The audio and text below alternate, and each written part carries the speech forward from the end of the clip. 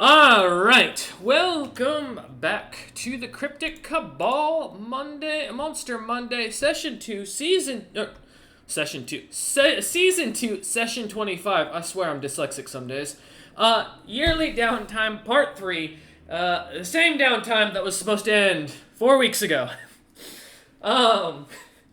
We returned from last time we left off, where the party had managed to not only kind of slow down and get into some decent sea combat with a ship under the protection of Greg's Maratom, but with some quick and cunning thinking from the assistance of Azuris's secondary ship, which I forget the name of. I do apologize. I know it was something like Clack something, but I don't remember off the top of my head. I think it's a Clack's Blade or something along those lines, if someone wants to correct me. Okay, silence. I'll take no one remembers. No, don't worry. My character sheet's getting a 4 of 4 right now. Give me one moment. It's on there. I know it is. As we've World Anvil has already decided that we're not playing D&D tonight. Man, it is one of those nights right before my vacation starts. Yeah. So while our captain looks up the name of the ship, was it the Claxheart? Okay. As the party managed to, using their secondary ship, the Claxheart, with the Koboldkin, I think they were Howling Dragons, if I remember correctly, led by Wave Scales, managed to sneak underneath while the rest of the crew would be charmed by Greg's Maratom, and their fearless captain would attempt to try and negotiate the situation to live and figure out what was going on. While Poor Captain Azuris was stuck doing this, dealing with the majesty, in air quotes, that Greg's Maratom is. They managed to not only cut a hole in the bottom of the ship, but scavenge a decent amount of loot, as they managed to then reseal the hole and escape away before the other the enemy ship seemed to notice. After accepting the situation and moving on from it, though the crew still under a charm spell for quite a while, the Greg's Maratom ship would float off almost unbothered at that point from there forth. Though poor Captain Azuris would find himself stuck into a pact to pay back his benevolence of this king. But as the crew would return back to the ship, an argument would pretty much ensue the rest of session, if I remember correctly, over the bottle. Because last session was the session where Vicaret and Dutes locked themselves, or put themselves in the bottom of the captain's quarters and started trying to examine the item, correct? Yeah. Okay, making sure I'm on the right one. Alright, cool. As after the situation with the ship, the captain, although retiring to his quarters, the rest of the crew would find themselves in a bit of a pickle. Though the trolls seemed uninterested and unbothered as they'd go about their day, Wara staying, for the most part, out of it until around the midpoint. Dutes and Vicaret would offer to assist with looking into a very powerful item that seemed to be leaking out magical aura, even though the item was sealed, and trying to investigate to learn a bit more. Unfortunately, as the next few hours would go, a little bout between Vicaret, Dutes, and Crump of keep away of this item would kind of continuously happen until finally the captain would put his foot down. A heated discussion and argument was to be had while Crump and Wara would learn a bit about each other. More of Wara asking questions and learning the mentality of Crump and what he was planning to do. As the rest of the group kind of settled down, calmed, and trying to come to a somewhat cooler heads as Vicaret and Dutes began to telepathically plan to kill Crump in the background, meanwhile Wara tried to figure out his full deeds and plans. Though, as the session would go on, towards the end, Wara would decide that was less worth sticking on the ship, deciding to join the Wave Scales after learning about their loot and having really brightening up everyone's day as the loot was set out and distributed. Wara taking his small flask of rum and water, or sorry, rather, no, you took a small barrel with you, I believe it was, to kind of keep himself nursing over the next week or a couple weeks. Wara would get aboard of Wavescale's ship and ride with them, splitting the crew up slightly as they did so. At the end of session, it was decided that the Captain Azurus would keep the bottle attached to him at all times to avoid Crump's mishandling of the item, as he seemed very little concern when it came to Vicaret and Dutes themselves. As we come back to session, we not only do apologize for missing a week due to some situations going on without players, but the slowness of getting the episode up. On my end, I do apologize as we've been getting everything situated and organized for the coming updates for the world. We return back.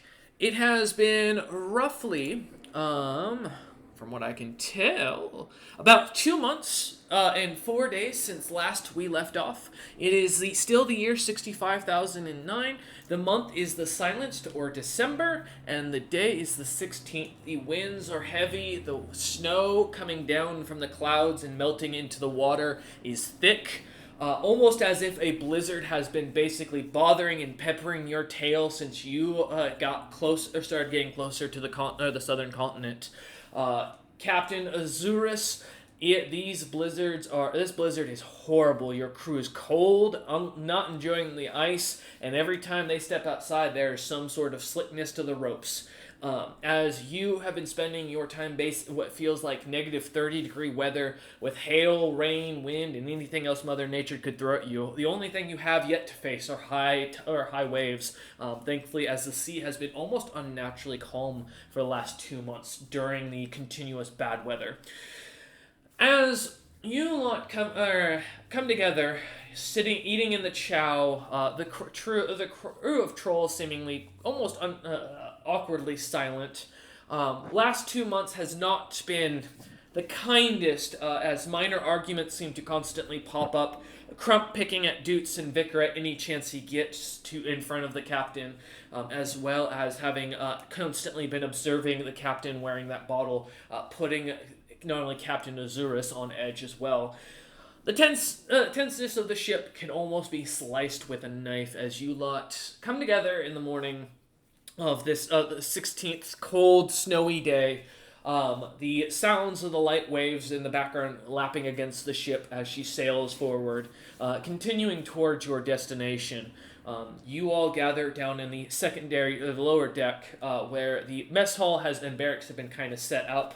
The bunk beds kind of pushed aside, tables brought out, and people being served what looks to be a mix of bread and some sort of thicker soup, with a bit of vegetables and some chunks of what you assume to be some sort of interesting meat, though it's hard to identify at first. Vicaret, in these last 2 months, the small babies have gotten to the point where they're capable now of almost walking on their own and moving about.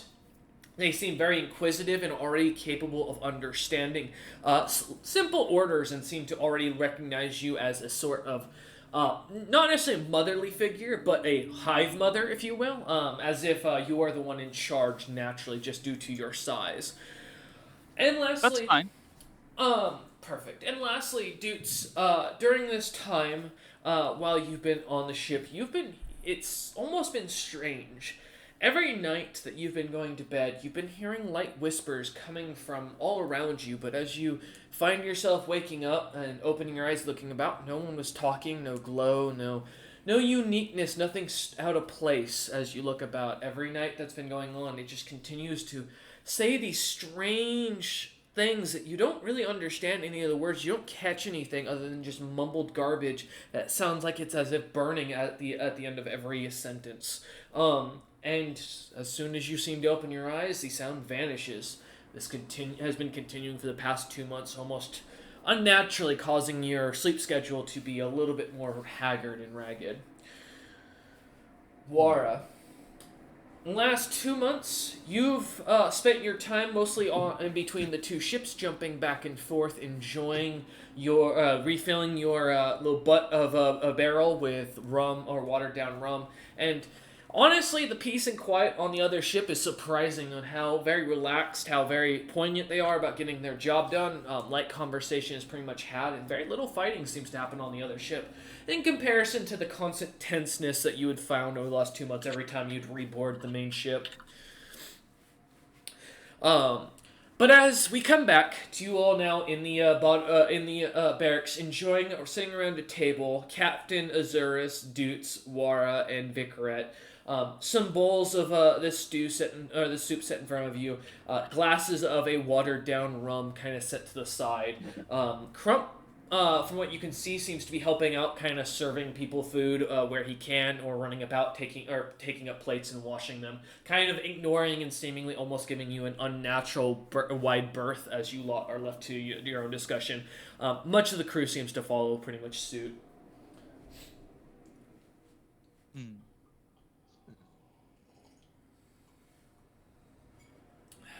What would you like to do? And we haven't.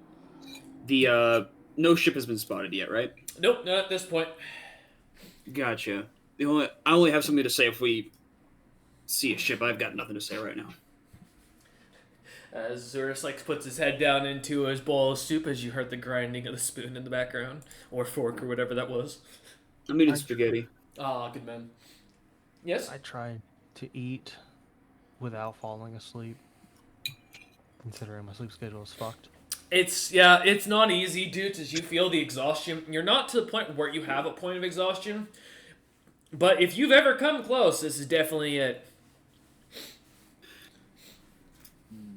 I'm going to figure out whatever is causing this. And I'm going to cause it pain. Perhaps next time I'll order more coffee beans so this kind of stuff doesn't happen. Azur says as he leans over and takes another spoonful. Not even looking at Dudes as he sees Dudes is nodding off into his bowl slightly. More coffee beans. Good to know. Yeah. I don't know. I'm gonna kind of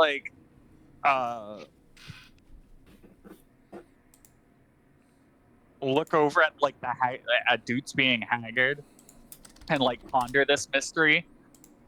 And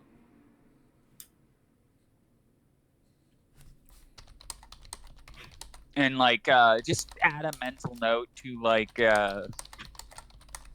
solve it, if at all possible. Okay.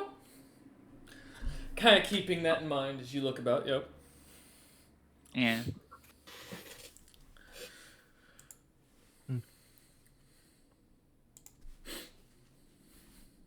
Let me look up Artificer. As you continue kind of eating about your breakfast, you hear as one of the trolls comes down. More hear the chattering of his teeth as he comes walking through the doorway from the stairs. Looking at you lot, he seems to wave slightly and goes over to where the stew is, rubbing his hands near it, trying to keep himself kind of warm and realizing it's a cold stew and kind of disappointed as he goes and finds himself a seat. He kind of pulls the chair over a little bit towards you lot, sits down to the side and goes, Captain Azuris, we've got a ship on the seas, probably half a day before we'll get within range of her, but she looks like a mighty large merchant vessel. She's got a double-decker, big old golden heart on her sail. Says gold heart from what we were able to gather, but as he kind of hands you the spyglass back. You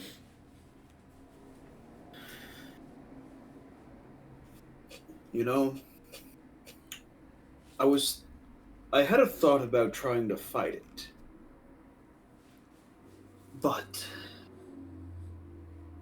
do you know my crew? You know how I was looking to sell this bottle once we got to King Utham's lands, yes. Sorry, Regan Utham's lands. Do you know what I hate more than any just average merchant? What is that? I hate crowns. I hate kingdoms and the people who run them. If this merchant vessel has enough gold aboard, why not sell this bottle to this merchant company so that no kingdom may have whatever this power is, so that they may start wars amongst other kingdoms? What do I you think mean? it might be quite funny to give it to the merchants. Don't you think the merchants are going to intend to sell this to someone else? Perhaps. But I'd rather not give it myself to a king or queen or any kind of ruler. Why would I give them the power? If somebody else gives it to them, it's not my problem. But I do not wish to give power to a tyrant, a king. That's not what I'm about. I was airing my thoughts so that I can hear your concerns, for I truly do not want to sell an item to a nation. Plus, whenever we do create our own Libertalia, perhaps a merchant company to sell illicit goods might not be a bad option.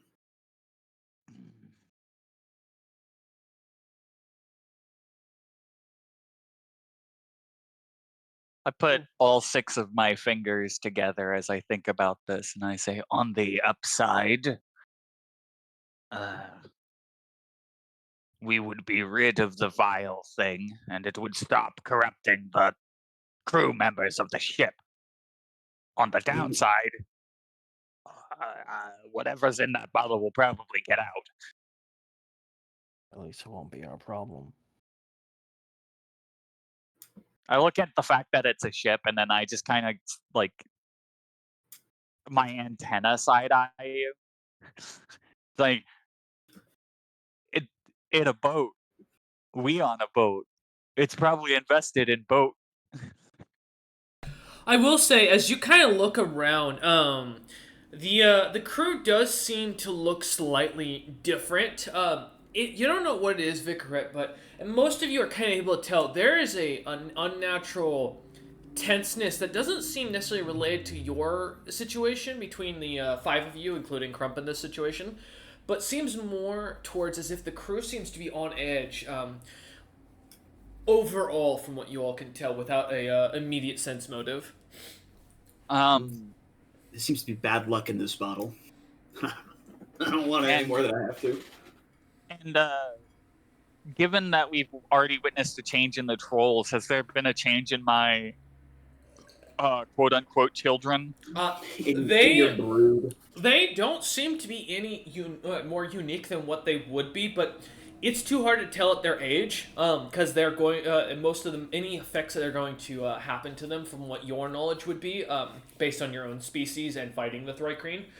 Um, Roughly, you'd note that these creatures most often show their major unique developments once they become full-sized adults, and have aren't shedding their outer skeleton anymore or changing. Their bodies aren't morphing as much, so you'll see a lot more of the effect as they get older. You'd give it another maybe 2-3 months before you'll see if this is going to have an effect on them. Hmm.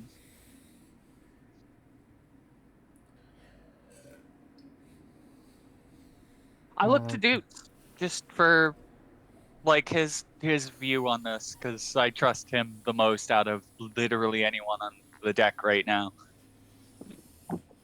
Fair. while I would love to exercise whatever is within that bottle, I agree with Azuris in that we should probably just get rid of it. As unfortunately, this would be my first time using my item of exorcism to relieve this bottle of a fiend.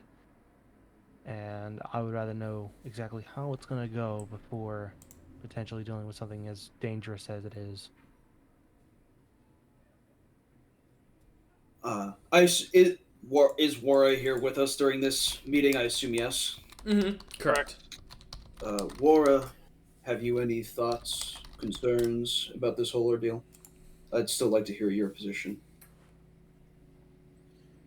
Um, I was thinking we were going to sell it to Utham, but if you don't wish to, and you being the captain wish to sell it to the merchants, then okay.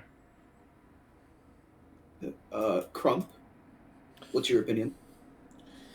Kind of looks up at you and go as he kind of walks over after putting down a glass back on the table that was very kind of mucked with some gunk on it, and goes, I mean, Captain, you gotta do what's best for you. The greatest deals. I'm happy to negotiate the deal for you as you if you were to request it, but I also think we could sell it for a good pretty penny and maybe potentially get a new ship deck it over in Knighton, as you mentioned we were heading towards.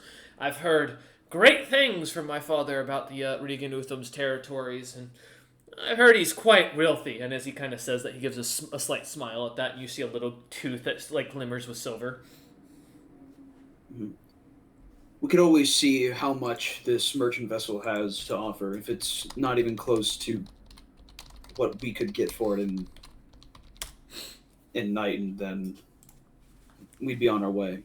But something about this bottle feels like it's bad luck. And we sailors are a superstitious bunch.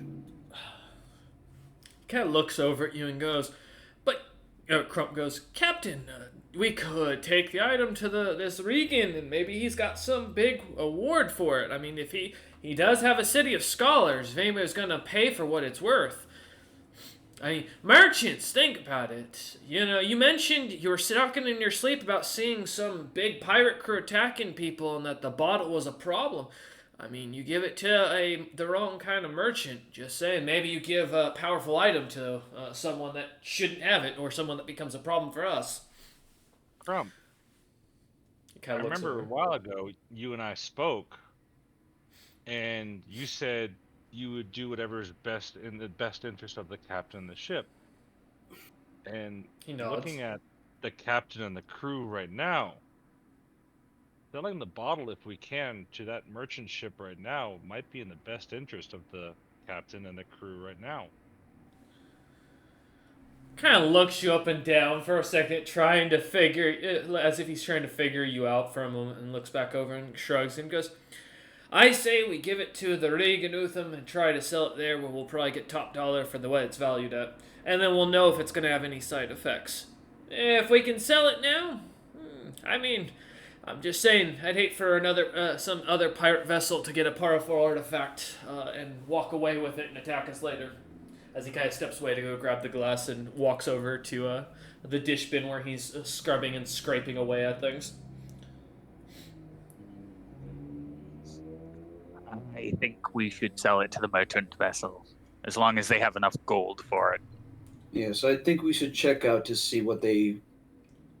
I think it would be good to see what they can offer. If it suffices, then I'd say we get rid of it. If it's not worth it, then we'll see what happens. Maybe some looting. We'll already be on the ship.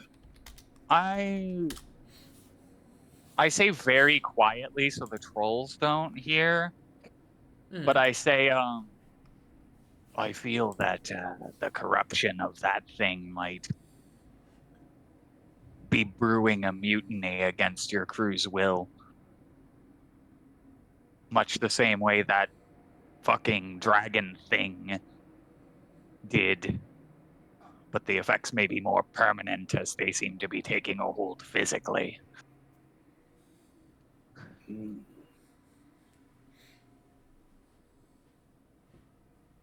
All right. Prepare yourselves. I'll meet you on the top deck. Hi, Captain.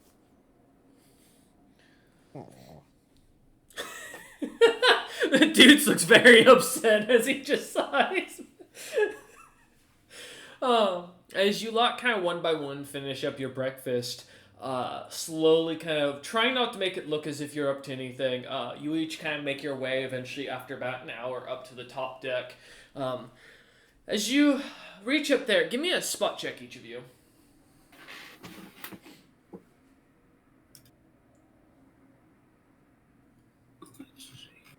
Whew. That is spicy. And I'm at ice, so that's the end of that. 23. Nice, Waro. Spicy. Spot check? Yeah, Or spot check. search check? Spot. Yep. Oh, I'm Sorry. bad at spot. Yeah, but you'd have no intention of looking for anything specific other than the one thing you can clearly see, which is the ship in the distance. Dirty 20. Dirty 20. All right. It's like you knew my rolls were going to be bad and put this curse of me being tired, because now my rolls are reflecting it. I got a natural 1 for 2. So we got 2 Something nat about ones. water in their eye. Good God. We got Vicar Itgut also, as they are completely not liking the snow coming down. Oh, Wara, dude. isn't this such a great day? I was gonna say, dudes It's gets a little fabulous snow. day, Captain. Dude, you feel the snowfall on your back, and that cold hits in all the wrong places as you're woken up in a way you didn't want to be. As I stand proud on the deck above, hands on hips, face towards the wind, my hair billowing behind me. Ah! The snow hitting you in the face, yeah. That is the kind of sailor we all need to be like. As you look over, you also notice a few trolls that are working above deck are just looking at Wara and shaking their heads in disappointment. I'm definitely laughing. I'm chuckling. Right. My Vicaret's over there being like, my personality says chaotic good. The weather says chaotic evil. Like just sour as hell and just trying to stay warm. As you kind of like get closer to Wara, who's you see to you looks like he's slightly filled with fur, and you trying to get closer to that heat, you feel a little bit more warmth coming off, even from that seems to be radiating at a good few feet distance from him. Wara looks to be completely at home in this weather, as well does Azurus, as the two of them look about. But as you look between the two of you. I'm just double checking my numbers here. Sadly, you don't notice anything because someone can, as you look about. No, I'm kidding. No, as you look on, you do see the ship seems to be bolting straight towards you, pretty clearly, and seems to be making decent speed. You heard a half a day, and it should be only an hour since. You'd guesstimate maybe a quarter of that with how fast the ship seems to be gaining for the side of you. As you look about, the rest of the crew looks a little bit tense as they look around. The occasional light sounds of what sounds like steps hitting the ground as you look about, as if expecting someone to be there. There's no one there. Suspecting Crump, as you look about, you do see as he finally does come up after a few moments and climbs up to the top of the sail to look off into the distance. As you realize the sounds are not coming from him, but you continue to hear the sounds of like almost wet flesh slapping against the wooden deck. There's the word.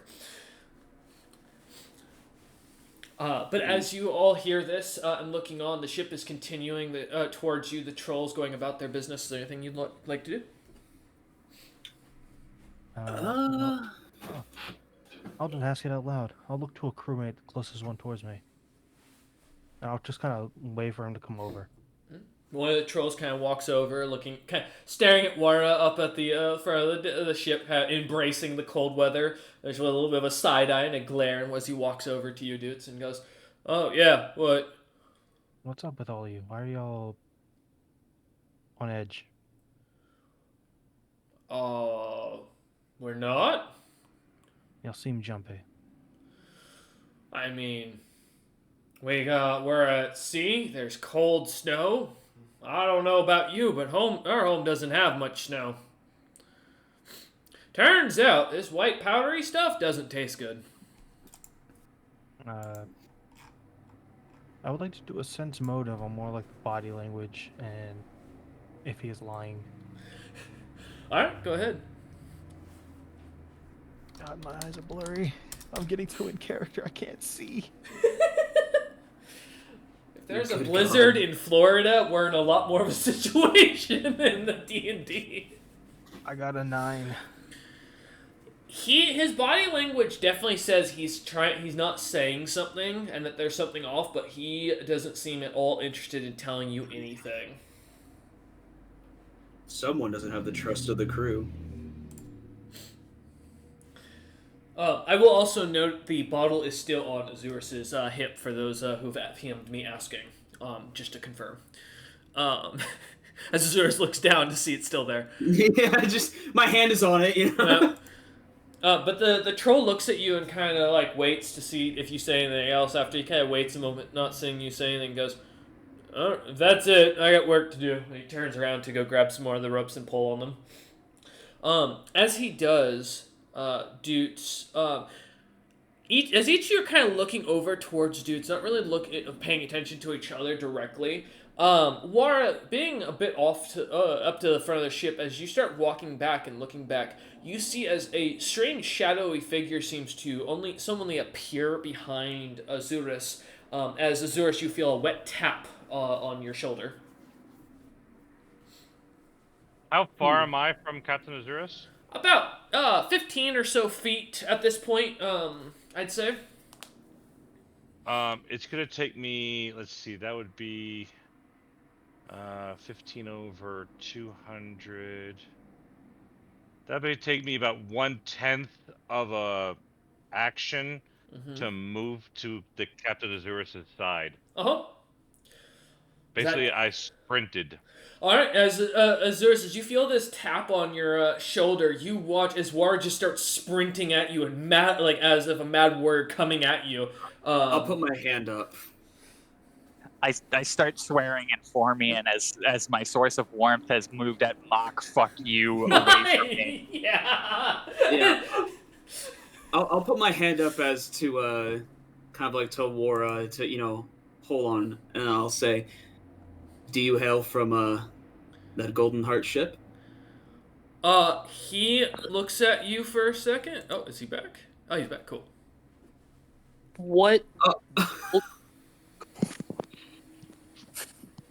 What gold? Are you not from the ship that's coming straight at us? As Azurus turns around to look at you, Raider, why don't you give us a description? Yeah. Raider, he seems very underdressed, although unbothered by the cold. He's covered in kind of tribal markings with his light greenish blue hair, blue skin, obviously a species you've never seen before. Fins on his legs, on his arms, sharp aquatic ears, carrying this large double trident, and his little bandolier, and seaweed wrapped around his legs. Well, if you're not of the vessel, what are you doing here? It is kind of strange to climb aboard. So explore, learn. You look funny. Never seen you before. I've never seen you before. One's on other boat weird too.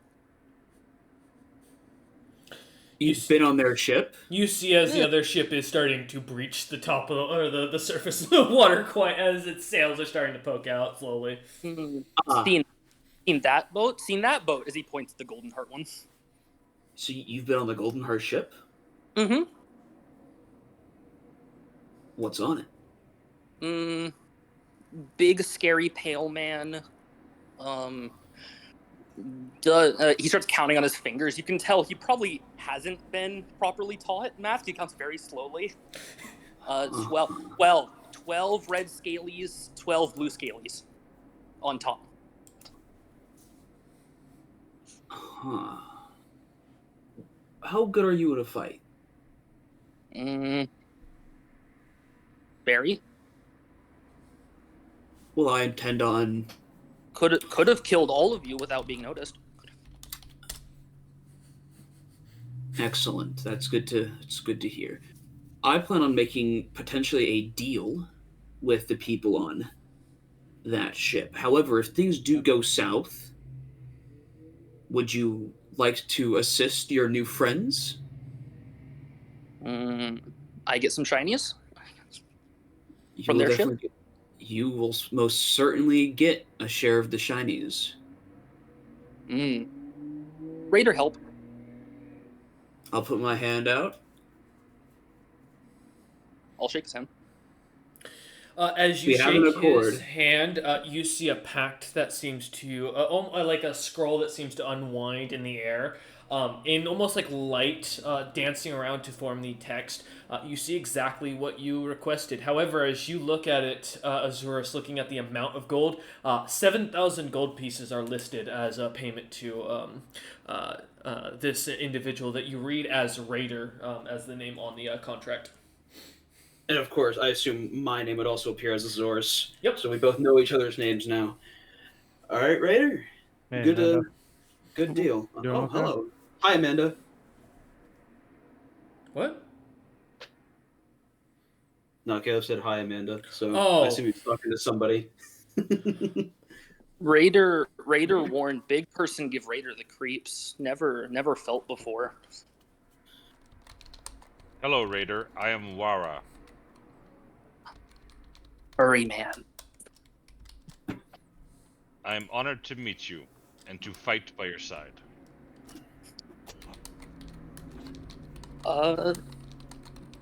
Raider will kind of up and just pat you on the shoulder. All right. I pat Raider on the shoulder, on the same shoulder back. Also, does Vikrat still look cold?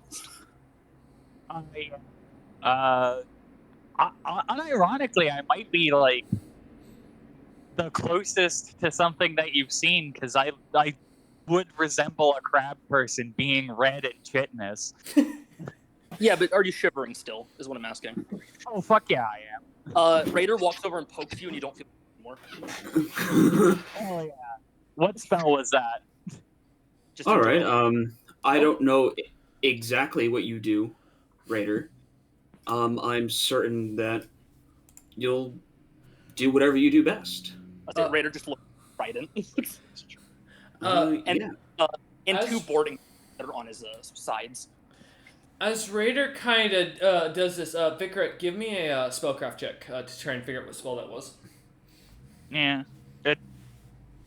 I'm sure I'll do well. Damn, yeah! I only got a 35. It's alright. You don't have to tell me. No. Raider, what spell was that by chance? It was just Endure Elements. Got you. Yeah, Vikrat, you realize almost immediately this individual has cast Endure Elements onto you.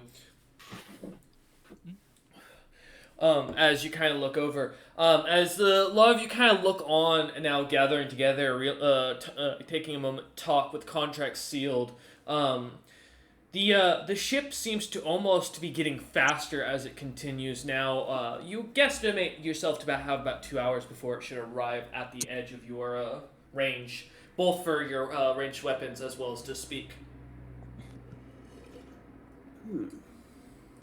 I go back to helping the crew maintain the ship. Alright, give me a profession sailor roll.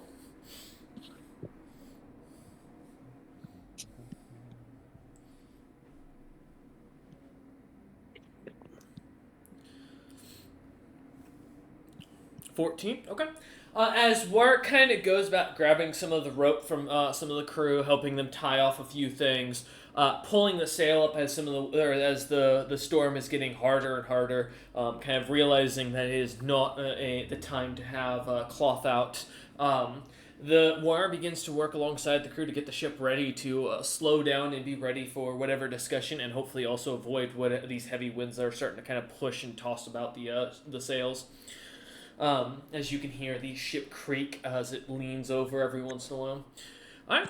As for the rest of you, you have about 2 hours before you assume the ship's going to be there. Are you planning to wait above, or is there anything anybody would like to do? I'm going just simple preparations to board their vessel for some nice dealings. Okay. We'll be getting ready with Crump specifically, because I'm going to be taking him aboard as well. We're going to be some business boys together.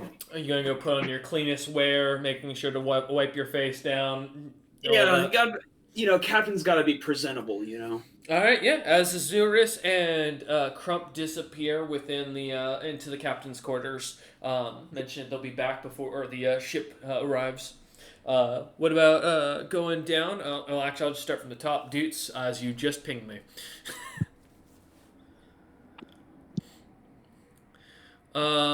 Dudes, okay. How are you planning to wake yourself up? I'm curious. What's the plan? You can talk. Yeah, I know. Okay. So, I'm going to progress, starting with a light pinch on my arm, and then I am going to slap myself Okay. across the face. Give me a fortitude save for the first one, and then and we'll see if you need a second. All right.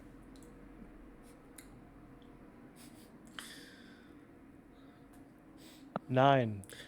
As you pinch yourself, I mean, it's a little bit of pain, but you don't even react really as you're still just staring at, feeling the bags under your eyes. Go ahead and give me another one as you try to smack yourself.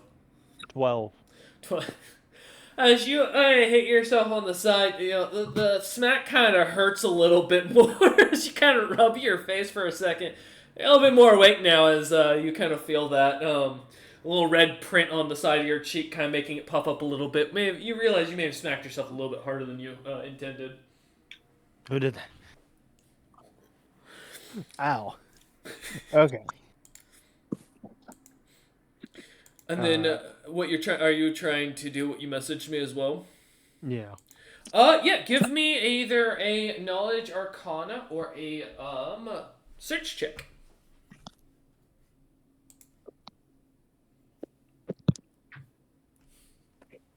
Alright.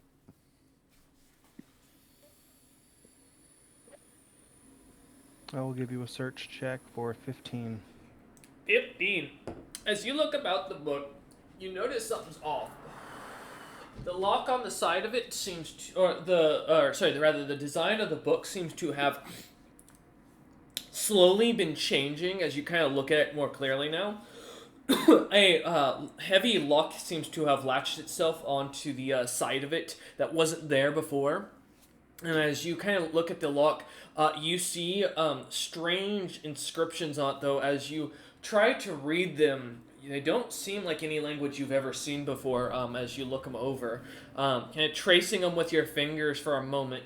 It seems almost similar to a magical rune, but you're unsure what the spell is upon first appearance. Or upon first review. Oh, no. Okay. You can move on to the next person while I contemplate what I'm gonna do next. You mean message Raider? Got you. I'm kidding. No, I'm not gonna message him about this. You're gonna message Wolf. Smart. He knows all about my inside dealings. No, go ahead. No worries. Let me know what you think of. We'll come back around to you. All right, kind of going down. Raider, you have 2 hours. Is there anything you wanted to jump into? I'm not gonna do mine till we're about 10 minutes out. Okay, so you're just gonna plop a seat and kind of watch. Yeah, there's 2 spells I'm gonna cast when we get to about 10 minutes out. Okay, no, I'll keep that in mind. If you want to send me the spells real quick, I'll keep that for my own note. And then Vicarette, I do see you're on mute. Do you need a moment? I am going to assume so. Alright. We'll take a second. You know what? Here, let's take. I got pinged something. Okay. Yeah. And Azurus, what are you trying to make yourself look like? Anything specific or special, or any uniqueness that you want to your outfit? No, nothing too special. Just making sure I don't look like a dirty pirate. You know, that's fair. Give me a disguise roll, please. Not saying you're a dirty pirate. I'm just saying you are trying to remove the appearance of that. So. Mm-hmm. If anything, I'm going to be a clean gentleman pirate. Couldn't he be doing a washing up roll? Well, in a sense, this is what part of the disguise is. All right, let's see what we got cooking here today. Oh, nat 20 for a 23. I'm so clean. As you, with the help of Crump, start scrubbing yourself down and sniffing at your shirt, realizing it is filthy, you start kind of scrubbing at that, realizing it's not worth it. You switch out to one of the merchant's attire that may have one point owned this ship, or may have lived on this ship. Who knows? It's not your business to wonder where this chest full of random outfits came from. You just found it when it was here. As you kind of take a second and cast that, you're good, Vicaret. As you kind of go through working at yourself, you and Crump kind of put together a little bow tie, some buttons, and actually put yourself actually quite well tonight and nicely together, getting some grease into your beard to make it shine and glimmer under the light, what little there is, as you prepare. All right. Vicaret, since you're back now, I shall ask. Is there anything you'd like to do over the next 2 hours? Unless I'm, like, approached with questions about magical items, I'm just trying to keep warm and, like, watch the enemy ship, like, searching for any obvious displays of magic or anything like that, or maybe like, I'm just studying the enemies intently unless someone comes up and, I'm calling them enemies. I'm studying the merchants intently unless someone comes up to me. Okay. Specifically looking for magical threats. Okay. Give me, let's say, a search check for it, and I'll just take into account for the magical stuff. Okay. Yes. No, that's me every winter. Oh, I found out we're close to winter. I'm not looking forward to it. It won't be bad. It won't be freezing. I'm a lot better at search than I am at spot. That helps. Oh, nice. As you look their ship up and down, kind of looking for any arcane runes, any obvious marks, you do notice looks to be a few clear signs of a spell that seems custom made. You don't recognize it as a common spell, but what it reads as you look at it in Dwarvish is in arcane runes. Move faster. No, real original for the person who invented this spell. One of the world leaders, by the way, made this. And it looks to be designed, or from what you know of the spell and immediately can tell, it seems to be specifically a spell you can enchant onto objects to double the speed of the object, up to 4 times, depending on how big and how much, or how big and how many magic spell or enchantments of the spell you're going to do or put onto the ship, or the object itself is what you're able to gather. Interesting. I'm gonna roll spellcraft on that to see if I can start piecing it together for future use later. Okay. See what you got. Just to imprint it in my brain phase. That'd be really helpful. No. Oh. It didn't go through, so. No, beyond 20 is always a pain in the butt, so you always gotta try the exclamation mark one instead. Out of curiosity, would this be considered a wondrous item? Yes. Okay, so I get +2 to this. And then I get an additional +2 because of my Knowledge Arcana. For a total of 16 +2 +2. I only got a 36. Only?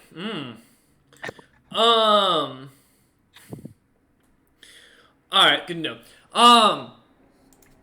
As you kind of look it over, you do recognize this as a wondrous item. Not only that, you do recognize the caster level looks to be around 9th, from what you can tell. You do see the slight infringed mark as if it's been brandished onto the ship, causing a little bit of a burn and almost an embellishment for some portions of it. That looks to read the House of Zarius as its maker.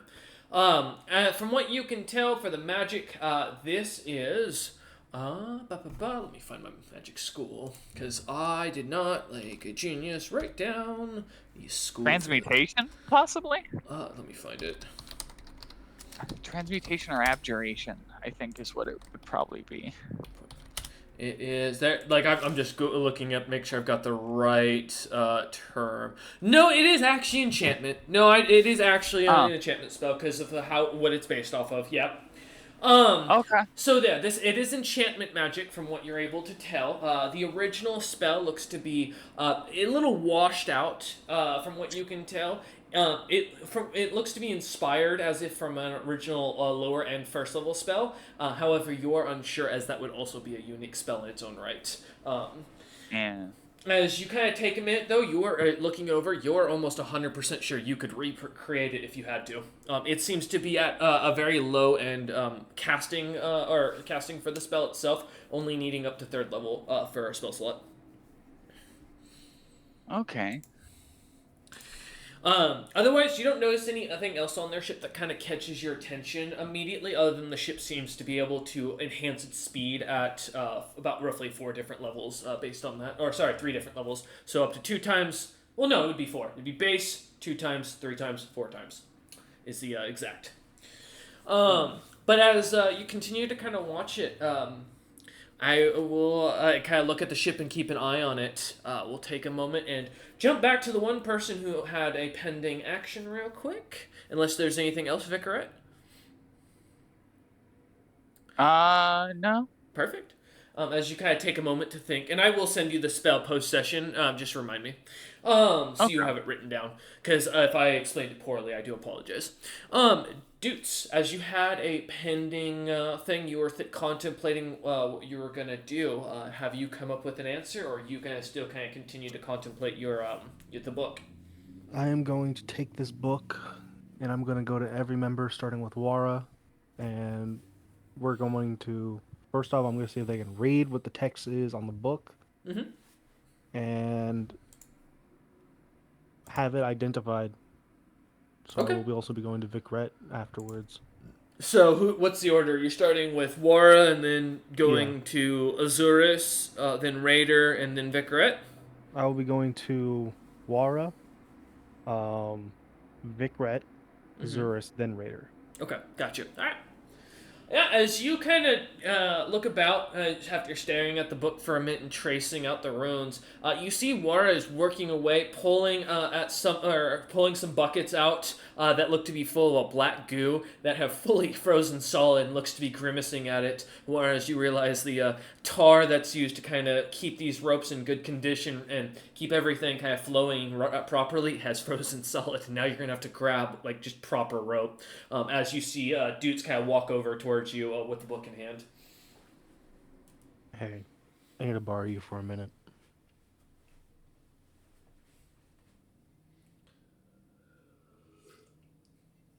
How can I help you, dude? Oh, there we go. Tell me, and I'm gonna wait until, or go into a little off to the side to where no one's primarily looking at us. I follow. I'm gonna hold out my book. Can you read the text of these runes? I speak common, celestial, and infernal. Can I read them? You cannot. Okay. No, that is a language I do not recognize. However, in my bunk, I have a tool that might help. I'm going down below anyway with these buckets of solid tar. If you want to follow, as I start walking off to go below deck. I will follow. Alright. As the two of you head down below deck, some of the trolls seem to be kind of going about their business. Some are sleeping, relaxing. Others seem to be working and cleaning. None of them seem to pay you any mind as you head over towards Wara's bunk that's been set up. Seems to be cleanly made and very, very well kept overall, as if he hasn't slept in it in a day. I unfold my hammock and just grab this scroll and go, here you go. It's a scroll of identify. I hope this helps you. I will take it, and I will cast it on the book. And as I hand it over to him, I pick up my 2 solid buckets of tar and walk to the kitchen. Yep, she head in there, kind of finding the warmer water and start like sticking the buckets in there, let them like hopefully warm it up. It's gonna take a minute, but go ahead. I stick it near the warmest spot of the area, so if there's a fire going and a stove or whatever, I put it somewhere secure and safe to warm up, and then I just go to grab a drink Okay. of water. Alright. As you go grabbing yourself from one of the barrels, dudes, as you cast, give me a use magic device, please. All right. And 29. I'm not gonna say 100%, but I'm pretty sure Identify is not a 9th level spell. And so I wish it was, but it's not. So yes, Hold I'm gonna on. say that's a success. Yeah, go ahead. This scroll of Identify was given to me by Utham. So Oh. you never know what level he cast it at. Oh, it's that one actually. Oh no. Yes. Regan Utham, I have a question for you. I'm gonna ping you something. God, it's terrible to point this out, but if you had handed that item to Vikret, I can literally just hold it for 10 minutes and be like, "This is this." Mm-hmm. Ritual casting is amazing when you have downtime. It's not even ritual casting; it's a class feature for me. Oh, that's right. Because of Artificer. Mm-hmm. Let's see. Yeah, let me just confirm something with Regan. Okay. So I've got bad news. Dude, you can't reach a high enough roll even if you crit to activate this scroll. I see. Because, for reference, this scroll, as you kind of unfurl it and look at the Identify, you recognize the runes of Identify, but you see a bunch of extras added on that look to be similar to the runes on your book, that look very old and archaic in their design. What you're able to gather just from looking at it is as you try to pump a light bit of your own magic into the scroll to activate it, the scroll starts to devour and starts to almost pull more and more magic as you immediately stop, and the spell scroll stops glowing, thankfully before it steals any of your spell slots. But as you kind of take a moment and look at it, the scroll did not seem to even get the glow halfway across the runes. Hey, no, bad, no. As you walk back, glass of water in hand, you see dudes kind of swinging the paper around a little bit, telling it bad. So, it is, if I remember correctly, I can only cast one spell, and I have similar to 5e, I have an unlimited amount of casting for it. It's just I have a limited amount of add-on evocations I can put onto the spell. No. If I let it use my magic, is it going to consume my evocation slot? You're a bard, right? No. Oh, that's right. I forgot you reclassed, you rebuilt. Your class does still have casting, like, you still have spells, how many spells you can cast a day. All classes do. They can cast. Then I must be doing something wrong, because every time I look at it, I just see Eldritch Blast as my only one. Oh, wait, hold up. Wait, I forgot. That's why. Yep. I forgot, you don't work like sorcerer. Let me double check something. Oh, technically, no, it was just sucking raw magic out of you. I apologize for the misunderstanding. I forgot warlocks were not spell slots. Invocations don't mark as spell slots in a sense. So ignore me. No, you just feel your raw magic being pulled out of your body as the spell scroll goes off, as if it's trying to absorb the mana flowing within your coursing within your body. Still probably not a good thing. Yeah. Okay, I will hand the scroll back to Wara. I can't cast with this, unfortunately.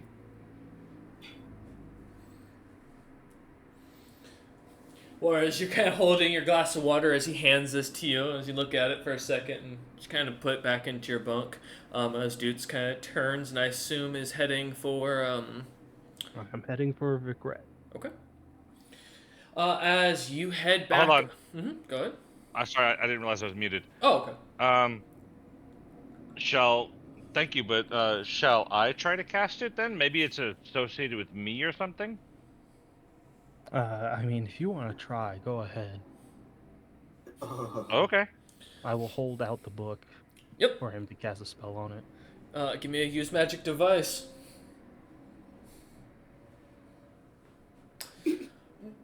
As you as War kind of holds a spell in front of him, never having activated a spell scroll personally before, while you hold it out in front of you, you read off the enchantment that of the identify spell exactly as it says, and as you kind of stare at it, expecting something to happen, there's no glow, there's no energy flowing. It's just the scroll just sits there in your hand as you kind of look up at Dutes expectingly, as if something's supposed to happen. Hey, Caleb, is this book, is it like a spell book? No. Okay. Sorry, dudes. I guess this isn't the item I'm supposed to use this on. I'm sorry. It's fine. It was worth a try. All right. I roll the scroll back up and put it back in my hammock. Okay. Yeah, as you kind of find yourself a nice slate tent to watch as the tar kind of look at the tar buckets to make sure they start melting, so that way you can get that stuff back on the rope. Get the ropes ready for with this weather being as bad as it is. As you kind of relax for a moment. All right, dudes, you said you're heading up to Vicaret next. Yep. All right. As you go and find Vicaret, who's I imagine standing off to the side of the ship, looking at the ship that's oncoming, and trying to stay near the trolls that, due to their size and muscle mass, give off at least a little bit of warmth as you kind of follow them around. Because Vicaret, I imagine you're not chilly anymore. The natural cold around you probably is still there. Yeah. Quick question. I hold out the book. Can you read this? I look at it. What languages do you speak, Vicaret? Where did I put my languages? I speak a bunch because I have a huge fucking int score. Real quick. Let's hope they line up. It's not Elvish or Giant. Mm-hmm. Okay. Or any of the ones that War just said. Nope. Which he said Infernal, Celestial, and Common.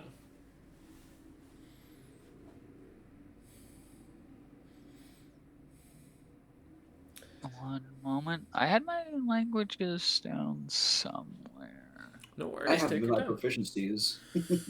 Yeah, World Anvil's got a unique... I love their character sheet system, but I will say the only thing they need to put is an actual box just for proficiency, languages, small stuff that you kind of want on its own so you can remember it. Mm-hmm. Yeah. I put it in notes. Yeah, see, I put my class stuff in my notes. Mm-hmm. That's exactly where I put my class stuff. I put my feats and stuff in features, of course. I mean, that makes sense. Yep. I think I also put racial abilities in features as well. Fair. Yeah, my class stuff is in belongings. Yeah, you've got your character sheet is the weird. All right. My belongings are in my belongings. Yeah, same. I mean, I've got most. I guess it's because most NPCs have so many belongings. I couldn't do it with the amount of list. Because I mean, that's also where I keep track of my ship's cargo and stuff like that.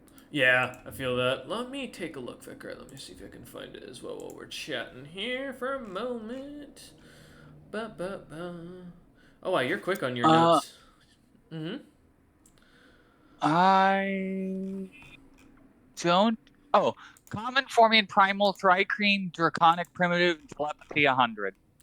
Nope. You don't recognize the language either. Can I roll a... It's magical in nature, right? The script is obviously magical? It is. They are clearly arcane runes, yes. My antenna kind of bob around for a little bit. And then I look at dudes, and then I look at the thing, and then let's see if I can cheat this. That's what I want to hear. Do I have a greater skill enhancement? No, I only have skill enhancement. 1 per 2 caster levels, so I can do +5. As Vicaret breaks out their notebook of a bunch of inventions and stuff and starts looking through their own notes, trying to figure out what the runes are. I didn't go, no, that's not it. Those runes are a little off, and looking through them.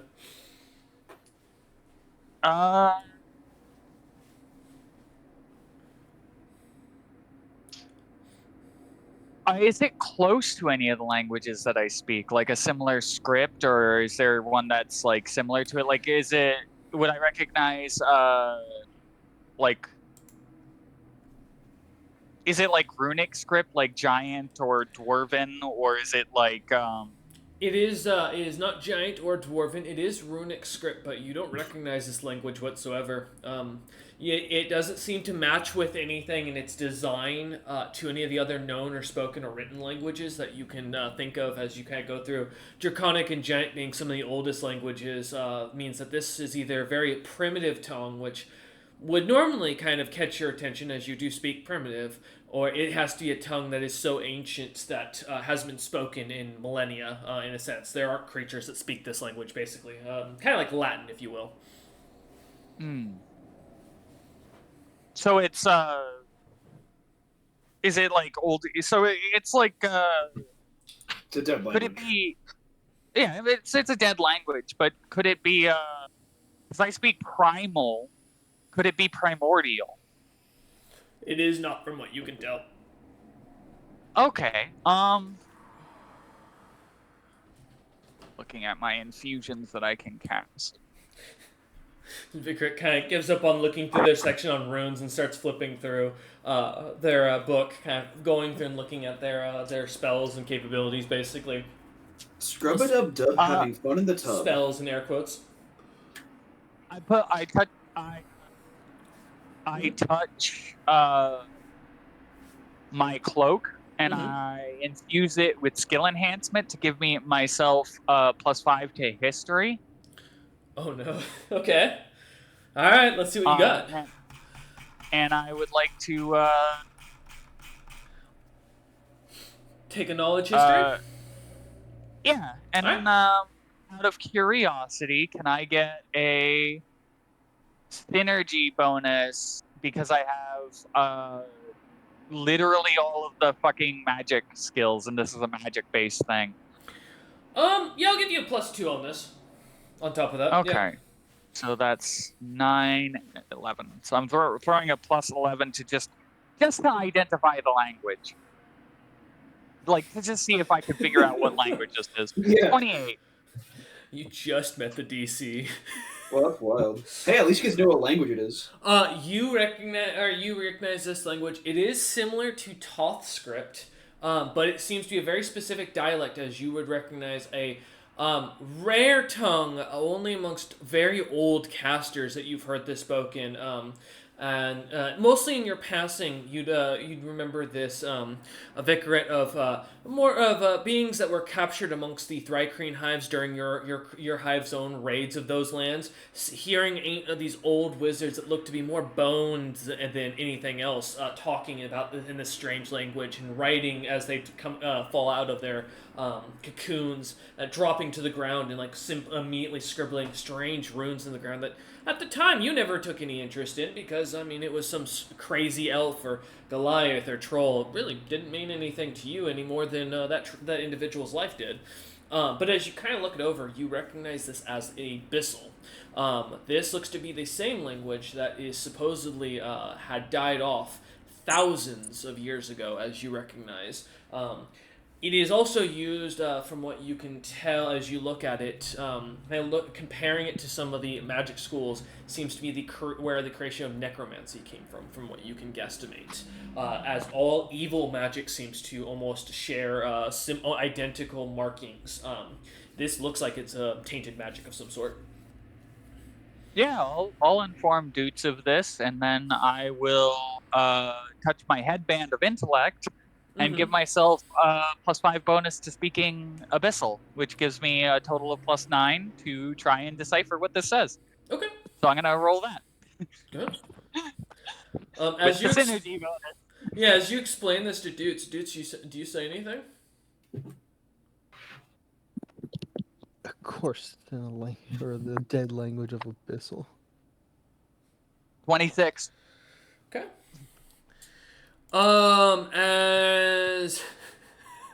As you read out in the words, now I'm gonna ask Vicaret, are you reading these words out loud, or are you reading this in your head?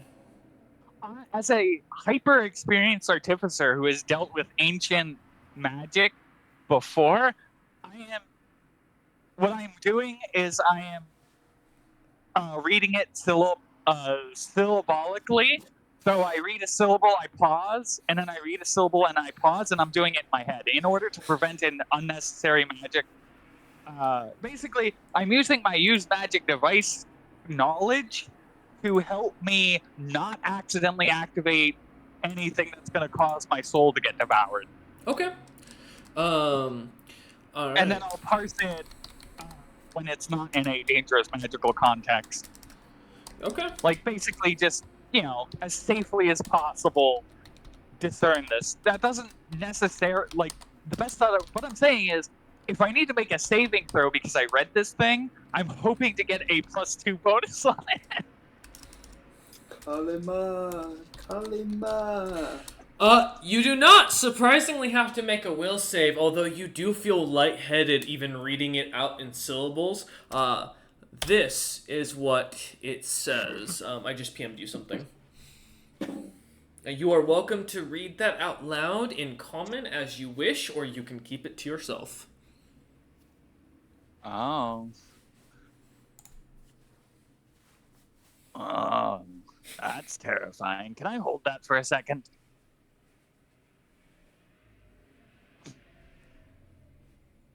Dudes. I'll promise to return it. I nod, and I telepathically tell you what it says.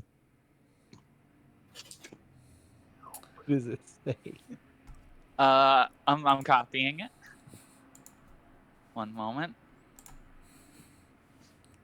Just write any name. It's true. It's like a death note. If you just write a random name into it, suddenly they just die from a heart attack within 12 hours. Look. So, anyways, we write every possible variation of Crump's name in it. Yeah, right. God, no. And every. Look, I gotta make good on a promise, okay? Movasi. Yeah, right. I will say so. Dudes, you are as you hear this in your head from Vicaret. Are you handing over the book to Vicaret? I wait until that message is in my head, passed on. I'm not saying it back. Then I pass the book. All right. As you hand the book, Vicaret, give me a will save. All right. Do I get any bonuses? No. In fact, you get negatives. No, that's actually the only reason you're not getting negatives is because you knew what the item was. So normally this comes with a -10 modifier. 15. That's not bad. As you take hold of the book, it changes its shape completely and looks like a just old dusty tome that almost as you kind of take hold, you completely forget what the item was. Your mind goes blank for the last few seconds. You still remember you can speak and read Abyssal, but slightly now. But you don't remember what there being runes on this book. But you remember reading reading runes that said this. You just don't know where. And as your memories start to kind of slightly jumble a little bit, and kind of as you shake your head and look down, the book just looks as if back to its normal dusty tome self. Dutes, you see the book as it is normal or normally. So what? So you wanted to see it for? I just kind of hand it back to you with a shrug. So what the fuck are you talking about? Okay. Well, Does it turn back into the ridiculous tome when I hand it back to him? It does look back to the original design of the tome. However, you still, for some reason, don't remember where those runes came from until you take a second, kind of peek them on the side of the lock once more, and things start to unjumble themselves again, and you realize something was wrong a moment ago, as if your head was messed with, and you're not sure how or what did it. Okay, you hold on to that, and then we need to spend a couple minutes.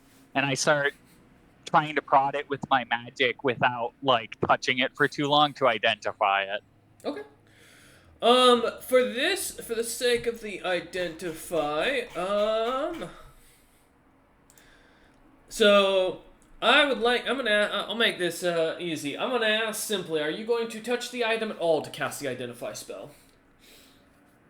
Let me see if I have to touch it. Because that's the big question.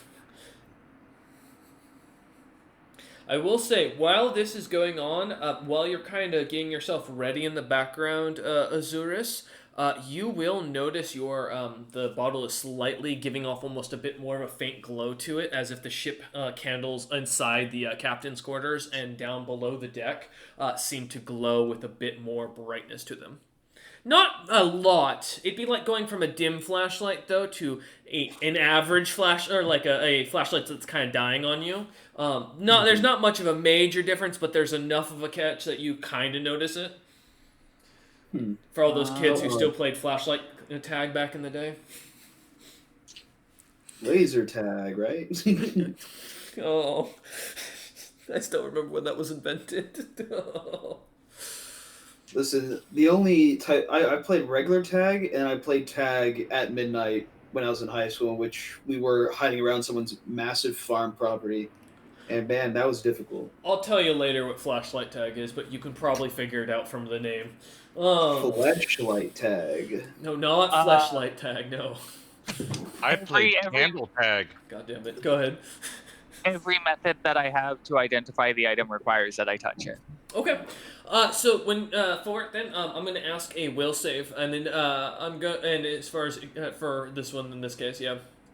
So I was trying. Okay. I'm jumbling. I was jumbling 5e mechanics in my head for a second. I was like, oh, you can just upcast it. No, you can't do that in 3.5. Never mind. So 29. I natural 20 to my will save this time. You manage to keep your mind, but you feel something seems to almost be clouding it on purpose. It's as if, kind of like when you get a light buzz and you can tell the alcohol is stronger than you realize when you've been had a good glass of it. Yeah. As you start to feel that for a moment, it dissipates, but it still seems to be lingering on the outskirts of your mind. Go ahead, sorry. Yeah, and I'm trying to identify the lock, not the book, because I remember the book is an artifact and I can't identify it. So. I figured as much. Yeah, no worries. As you identify the lock, it is transmutation, caster level 25. From what you can gather, the spell on it isn't a spell per se. It seems to be a curse of some sort. I don't think Identify works on curses, but I do think it identifies if it's a curse. Correct me if I'm wrong, if you have the spell open.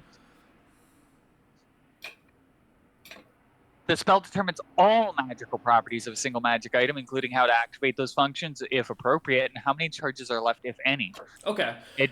So all magical properties. Okay, and so if you want, I can make a check for it, because it is what I'm built to do. No, that's fair.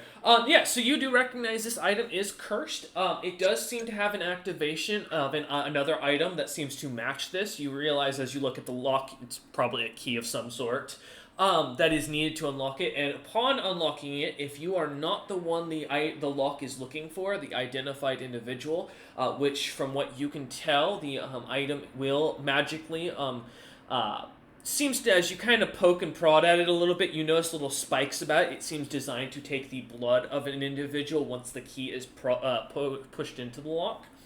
When it does, it will analyze, and at that point, if you don't fall under the lock, it will immediately cast Finger of Death until you die continuously of whoever's handling the item. This seems to not be able to stop for about 75 charges, from what you can tell.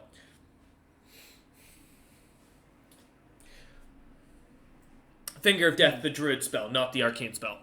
Clarifying.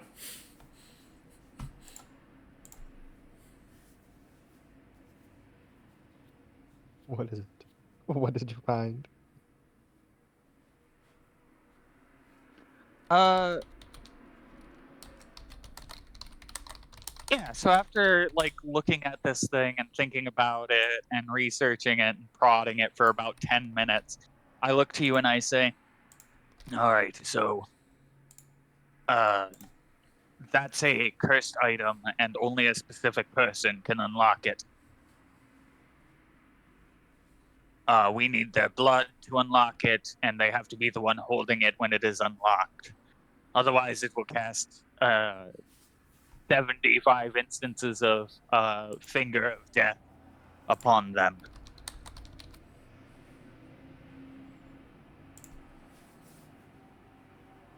I see. It is specifically the druid version of it too. Like, it's very natural aligned. You can tell because of that, and that, and that, and that. See how they formed that little pattern there? That's druid. Yep. Dudes, you feel almost an uncomfortable pain come to the back of your mind for a moment from a flashing memory. That it's very fuzzy for a second, but as you kind of see it clears up, you see a field of insect-like creatures and a large one with a glowing hand smacking you and then backhanding you and then smacking you again as he continues to do so. Fire everywhere and then nothing as you kind of come back into the situation for a moment. It's kind of weird because this is a metal object and druids aren't supposed to use metal. Has to be a very specific subsect of druids. So, I think I've met one of those kinds of druids before. Or I've fought one? I don't remember. It doesn't matter. Okay.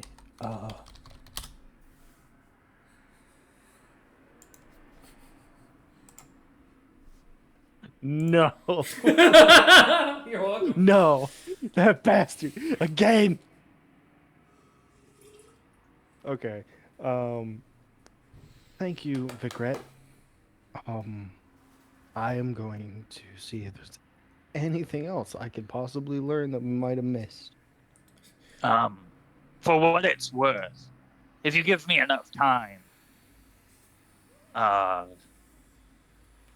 look at the lock for a moment. I'll have to develop a workaround for its defensive measures. But if you give me enough time, I could synthesize a blood vial that will imitate what is required, unless it's a very, very, very, very specific kind of blood that is needed, such as, like, the blood of a demon prince.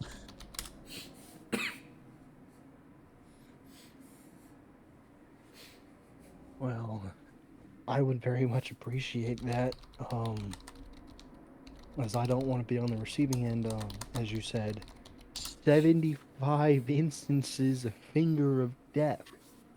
Specifically the druid kind. Yeah. That's hot. Do I know if it will cast Finger of Death on the person whose blood is put on it, or is it the person who's holding it that gets the Finger of Death?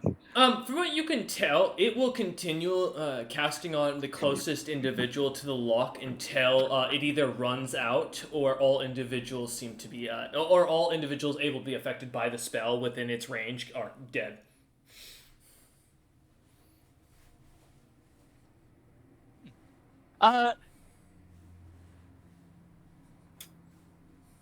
Yeah, Vicaret just kind of has like an amused look on her face after that. Like, there's like, it starts with the very scientific, analytical antenna going crazy, tilting her head, looking at it, studying it. Then it goes to, oh, that's bad. Kind of look to now like, oh, that's kind of funny. I can use that for mischief. But she doesn't make any mention of what she's thinking about. Fair enough. Yeah, dudes, as you kind of take the book back and as Vicar kind of looks about for a moment, where are you heading next? Are you still heading to Azurus, or are you changing your mentality at this point? All right, so is Raider on the top of the deck? Yeah, he seems to be just kind of sitting by some barrels that have some fish swimming around in them, kind of watching you lot go about your deal. Kind of seems to be somewhat listening in, but it's kind of hard to tell how much he's paying attention. All right, so it is for the means of convenience, because he's closer. I will go to Raider next. Yeah. As you walk over to the blue-skinned, you can't help but not be slightly racist and think he looks like an elf slightly. Just a blue-skinned elf, which, I mean, at this point, that's not weird anymore. I mean... Hey, I get confused as a pale elf. It's all the same. Well, I have a question. Don't Tritons get, like, those weird little, like, frilly ears as well? Or no, So, am I thinking about a different thing? They do, Good. Yeah. Yeah, it's like aquatic-y frill, like what you'd see on a fish. And 3.5 Tritons don't look at all like sea elves. That's a misnomer of the time period. It's again understanding many races while they'll recognize each other. It's the idea that in a time period like this, recognizing one culture, one group from another or one group within another is hard to tell. So, example like we know for Portuguese, even going up for what we were talking about before session, being able to tell the difference between a Japanese and a Korean person at first sight. Most of the Portuguese Jesuits would comment on the fact that they couldn't. So that would be a common misnomer. A Triton like this would be most mistaken for an elf, as their appearance is most elvish and that's the closest race you know. Best guess, he's probably half Goliath of some sort, given his bit more burliness and size. Doesn't help that no one's ever seen a Triton before. No, so he's either a monster or that would be your best guesstimation. It's racism or speciesism, technically, if we want to be correct, is very vast and very common in this time period. So that's not that'd be just something of a misunderstanding. You wouldn't know what this individual is, so you associate it. But yes. Yeah, that's why Vicaret gets offended when people call her a bug. Or a thrycreen. Yeah. Mm-hmm. Hello, Raider? Question. Uh-huh. Do you happen to have any knowledge of, I don't know, the arcane, abyssal, and or happen to being able to use blood types? Raider gasps very excitedly and starts chattering in high speed at abyssal at you. As he does, you watch as the skies get darker, the snow starts to light up, and the rain that starts coming down starts to burn as it hits your skin slightly. As soon as he stops talking, the weather seems to change slowly back. Old tongue. Very good tongue. I see. And where did you happen to learn abyssal? In the abyss, of course. The abyss of the ocean. He just points down at the ocean. Lots of things fall in ocean of a long time. All kinds of little things in different language. So, can you, I don't know, try and tell me... Now, I show him the book. Don't read this aloud. Mm-hmm. Don't read, or do not say it at all. Uh-huh. Do you think you can try and tell me who this individual is? I point to the first rune, if you happen to know of him. And I will send him the message. I mean, I'll just pour over the letters very slowly. Give me a knowledge history or a knowledge arcana. I'll take either. I think I'm better at history. Excuse me for the coughing in the background. This Rona went down the wrong pipe. Yes, Rona.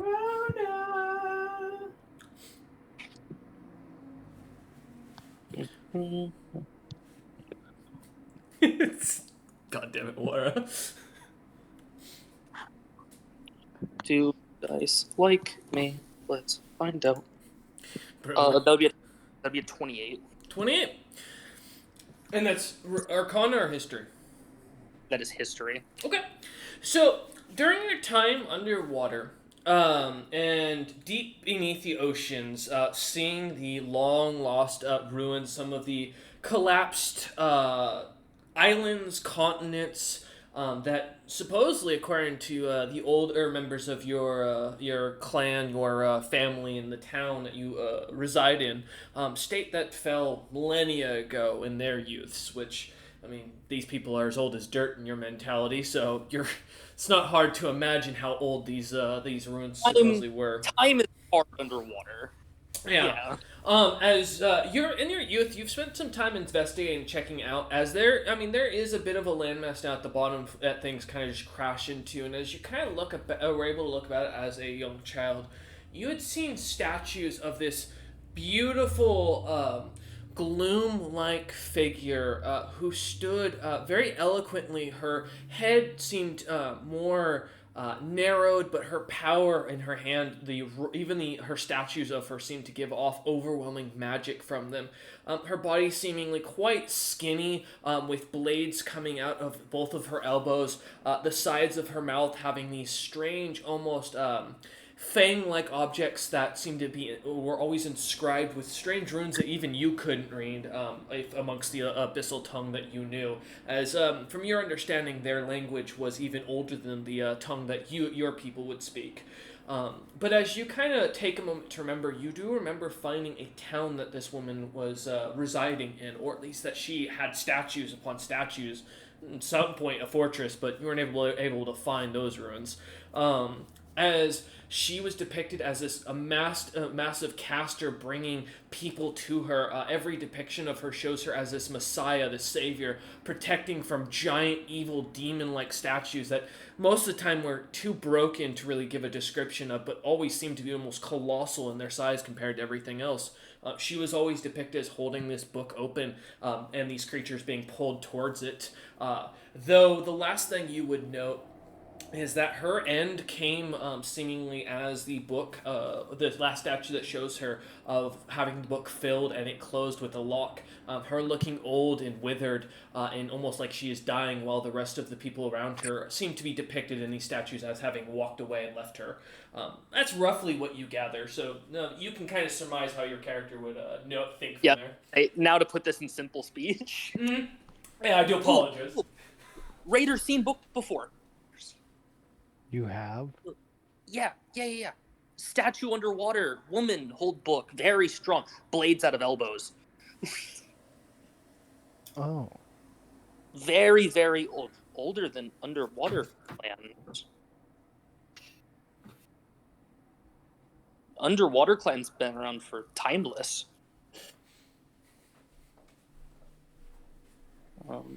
Look kind of like thinner gloom.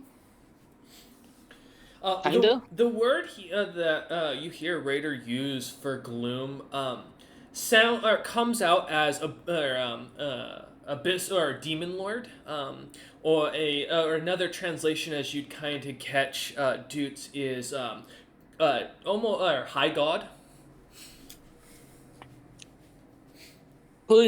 Could look into for later, but underwater very far.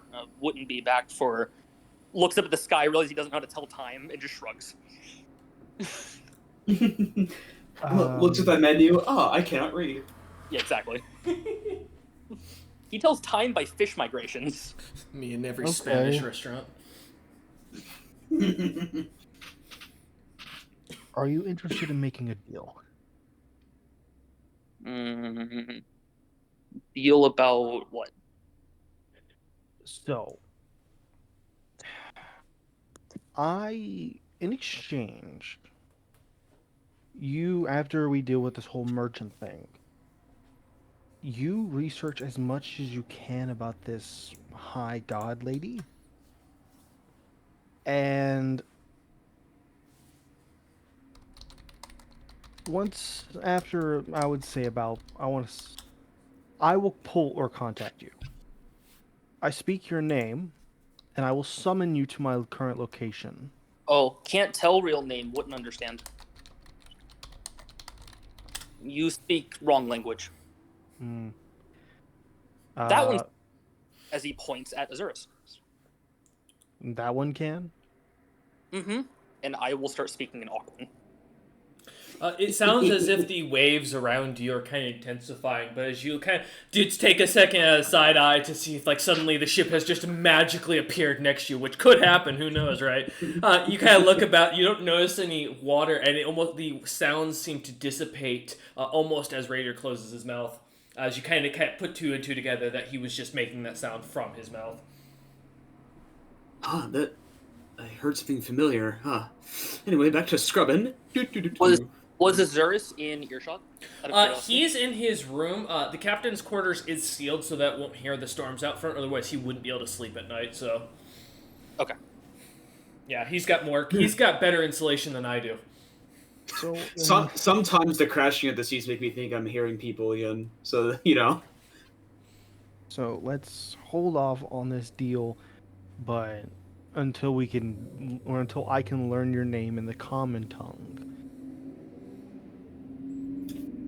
How does that sound? Okay. Could show you ruin, but not good for underwater. As he kind of looks you up and down. No, I doubt I could hold my breath long enough. No, not hold. Crush. Oh, Water. pressure. Dudes, as Very, you kind of look Raider up and down, you finally notice something that's kind of been a little off about this individual. He's not big. He is dense. As you kind of notice, the muscles aren't just showy in the sense of like what your experience with soldiers or mercenaries. This individual is ripped. Like this is a guy who like tries to bench 650 pounds for fun. Okay. I think items help walk bottom water for non-water people.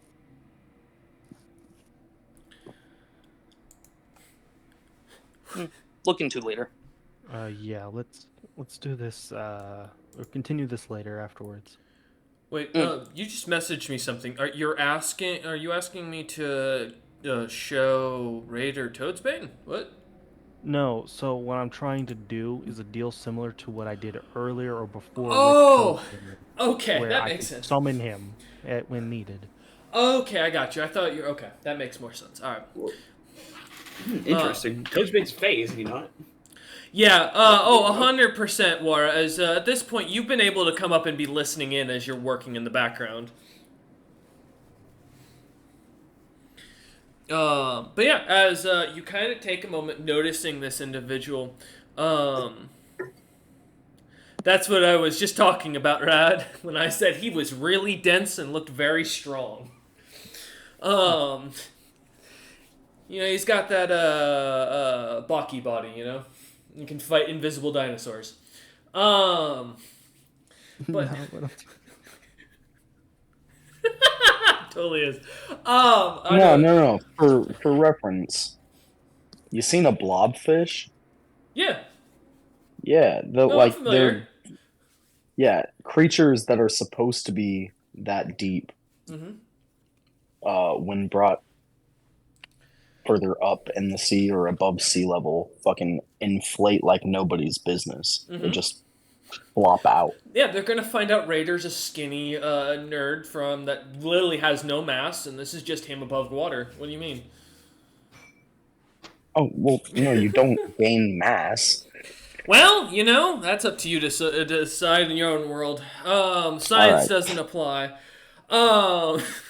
I've proven that enough times, unless you want to go drop some more plans for me. But no, as you kind of say this to Raider for a moment, I will mention, as stated, he is heavy and he is dense as hell. His body seems to be a lot thicker, as you kind of catch on, than looks natural for someone of his size. As you kind of look about, though, are you going to head instead to into the captain's quarters, or are you going to go bug Wara, who's now kind of rubbing down the ropes with tar, trying to get everything working, making sure the ropes don't get stuck or frozen anywhere? I will go in search of Azurus, and if I see his doors locked, I am going to knock. Okay. I'm not going to barge in. I learned my lesson last time. Yeah. As you kind of step away from Raider, leaving him at that, you kind of look over towards the door and see it is locked, but as you go to knock on it, Azurus, you hear the loud, the light pounding on your door, as someone's waiting for you. Crump, can you find out who that is? Crump just takes a second, kind of stands there and goes, well, either we've been boarded, or it's Deuce. In this situation, I am in a bath. I'm in a little wooden tub. He kind of looks at your tub and kind of stands and goes, okay. As he steps out of the bath, soap kind of blowing down his fur as he walks over to the ladder and starts climbing up it to the top floor. Kind of opening the door, dudes, as you are blessed with the view of a naked Crump, soap dripping from the top of his head down, as his bright blonde fur is not a wig, as you catch on, but the orange skin underneath, you do kind of for a moment wonder if that might be a skin condition. But as he looks up at you with a disappointed face on his face, he goes, well, Captain, we weren't boarded. Who is it? He looks up at Doots and goes, well, it's not the strippers I was hoping for. This is Doots. What's he want? He's got a pathetic look on his face and a book in his hand with a big lock on it. Alright, he can come in. Bring him down. Crump just looks up at you and then kind of steps aside and ushers you in, soap kind of still dripping down as he's shivering a little bit from the cold. I will walk in and kind of sidestep him as I don't want to be near that. I'm afraid I'm going to get orange. The little 10 belly kind of bounces as he pushes the door up and goes over back down towards the ladder and starts climbing down as he kind of stops as he gets to his shoulder point and looks up at you and goes, "You're coming, right?" Yeah. Don't be impressed. Yours won't grow this big. As he kind of continues to crawl down. You're pretty sure there was nothing there but fur, but you're not gonna. As you take a second, dude. As he climbs down, and you hear a light splash as he climbs into a wooden bucket full of water once more. Remember, need him alive. I don't want his head on a wall. No. Hey, what you saying up there? Nothing. Come on. I come down the stairs, and the moment I see him in the tub, I'm just gonna not even look, just look in his general direction, slightly up. Hi. So I know that you have been on the seas for quite some time and wanted to ask, have you ever come across someone of the name, and I will try my best to say this in common, Biara. Biara, thank you. I like my Norse names, man. If you ever see a J in there, it's always a Y. Okay. Biara. Have I, or do I need to roll? Give me a, knowledge history or knowledge arcana or knowledge religion. I'll take any of the three for you. But off the top of your head, you haven't heard this name before. Alright, I guess I'll... there's a big weight there. I think the weight is for me. I think he's figured out some... Oh, no, that's the other one. That's the Ijin. Alright, that is a 23 knowledge arcana. Oh. 23 knowledge arcana. As you take a moment and think for a second, you've heard Wara talking about that someone who's looking for a bunch of magic items, and you remember you haven't passed through Regan Utham's lands, but you remember hearing some of Blackbone's Ogg's crew who are of course frost giants amongst the members, who talked about some ancient demonic weapons that the Regan had started looking into. Though, I mean, that was a general, gist, and everyone was making jokes about it, saying some things along the lines of him looking for the key to become some emperor or god king or something along the lines, and Og, of course, silencing that, saying that nothing like that existed. As you kind of take a second and think about it, the name, that's about as far as you get with the name. It sounds like one of the names you remember hearing mentioned, but it was mostly a joke. You don't really remember much else beyond that. I guess I'll relay whatever, that information. It's blah, blah, blah, this and that. Although I'm not really sure about, too much of that stuff. It was like an old wives' tale. I don't know how much stock is into it, but hey, a lot of superstitions are based on some kind of fact. Otherwise, it wouldn't have gotten started in the first place. Anything else you need? You need I will say, where would you be killing? Sorry, I was thinking about something Wolf sent me. Where would you be putting the bottle while you're bathing? I assume just right off to the side of you. No, it's in my hand. Oh, okay. As you're kind of sitting there, kind of washing it off, making sure they get little bits of brandy stains or rum stains off of it to make sure that the glass doesn't, come up with a stickiness to it. I will mention the lights do begin to glow a bit more. The candles inside the little sail ship seem to glow, and for just a moment, as you kind of ask him if there's anything else, you notice both of you immediately movement on deck that looks like little snowbeards with bright, fiery orange beards, wearing dark purple armor, carrying nasty and wicked-looking axes that are they're bladed but look to be serrated in some parts and almost look more for torture and like for painful slashing. As you kind of they start going about the ship and dancing, and you can hear almost the light sounds of laughing as the book seems to start to ruffle in on the side of Dutes's hip, the lock seemingly starting to jingle against itself as the sounds of metal kind of clack on metal as the two almost start reacting at the same time. Nope, I leave. Dutes turns and climbs up the elevator at top speeds. I am not dealing with a potential bottle opening because of my mere presence. Yeah, as Dutes turns and scuttles up at that, as you're kind of too focused down, Captain Azurus, on the ship. As soon as you look up again, you see Dutes' boots kind of as they're getting up the top of the ladder and goes out, and you hear your door shut, and kind of, Crump looks over at you and just kind of nods and goes, "Guess he didn't want anything." Because he continues scrubbing himself. As Dutch, you run out onto the top deck of the ship, kind of closing the door, a little bit of a cold sweat on your brow, as you kind of holding the book in one hand on your chest, your heart kind of pumping a little bit as for a moment knowing what's almost happened, your back pushed up against the door as if you're expecting Azurus to come right after you. I guess the sight of a naked djinn really put the fright in him. Guess I sure let any other crew see me like this. Crump, I'm so glad that you have the mental fortitude to be around me. That's because mine's so much bigger. Of course. He continues going about, starts kind of licking his leg a little bit as he cleans himself. Cut back to Dude standing out on the deck, kind of with a bit of a heart attack going on as he pushes up against the door, holding it there for a second. You know what? This is going to be just an offside comment, seemingly to myself, but you can never be too sure if the book is now suddenly sentient, right? Can you not, do that at all? Thank you. I walk up to Dooch. You say this out loud? I'm saying this like. 1 sec. One moment. You okay? You were talking to a scroll, and now you're talking to a book, and your face is flushed. Are you okay? To answer your question, DM, yes, I am talking to it as if it's an inanimate object.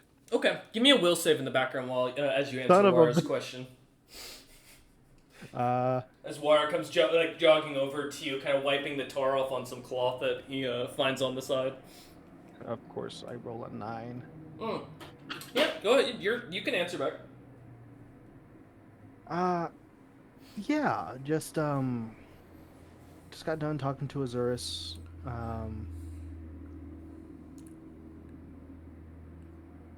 He's so orange. Why is Crump so orange? It's unnatural. Anyways, question. Okay. Would you happen to know about the individual, Yara?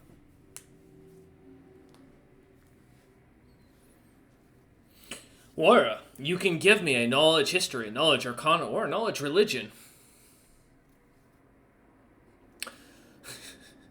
Vicarette, you suddenly feel the real desire to just enjoy great food and learn about magic in every understanding of it, which I imagine isn't much different from you normally. Sorry. So I'm hungry. Yeah, basically.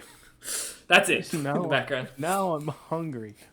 Fuck. But yeah, go ahead. I rolled a nat 20 without any pluses. And that is for arcana, religion, or history. No, that's for knowledge. Oh, that's just knowledge because you don't have any. Oh, okay, that works. Since I rolled a nat 20, I'm going to do it again. I mean, you don't have to, but all right, I'll take a second to see if you can try and create. All right. As you kind of take a second and think, Wara, in your time as a mercenary in Regan Utham's employ, you were given a list, not to keep, but a list to study and understand. And you remember there were 9 items on this list. Half of them were just blank, basically with no descriptor or anything, that we're just basically told to you, hey, we don't know anything. If you find out information, that's what we will be gathering it. And then just more of what they suspected it to be based on some rough inscriptions. As you kind of go through all of those in your head, the items that you were told to look for, none of them recall a book, but you remember for a moment Regan Utham showed up to give a single speech on the last day you were in his territory to the entire crowd, and he mentioned something about the recent discovery of an ancient spell book that was said to be able to capture powerful creatures, mostly of Fey descent, and that he believed that this might be a new item to revolutionize the kingdom. As you kind of think for a second, you remember him. The description of it had a name similar to that, but it wasn't Biara. The name was almost exactly reversed of that. For reference, Raj. Yeah, that's a good way to put it. And I will put that name in the chat so you can put it for your notes. I already have it. Okay, cool. But as you kind of take a second and think, that's about all you manage to kind of gather in your head for a moment after hearing that name and thinking. So I tell this to Dooch. Okay.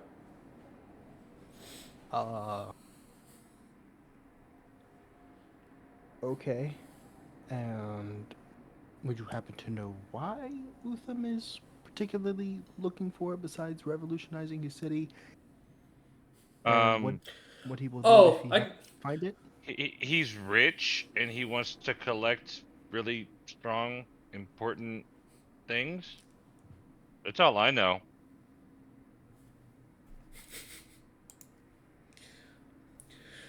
And what if you happen to find it? What are you gonna do? I was tasked with, if I found an item on the list, if I have it in my possession, to bring it to Utham or a contact that would bring it to Utham, or if I had information, to hand off information to a contact or to Utham.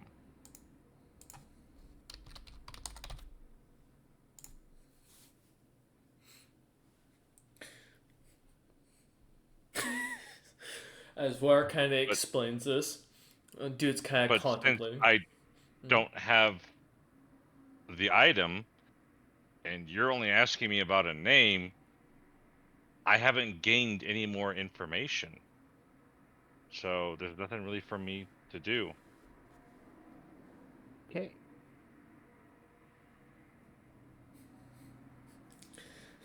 As Wire kind of finishes wiping the tar off of his hands, setting the cloth off to the side. And you seeing Crump as orange made you blush? Not blush. Your face is flustered? More Blush? of concern. Like, I've never seen an individual of that shade, and I'm afraid that I might have caught it.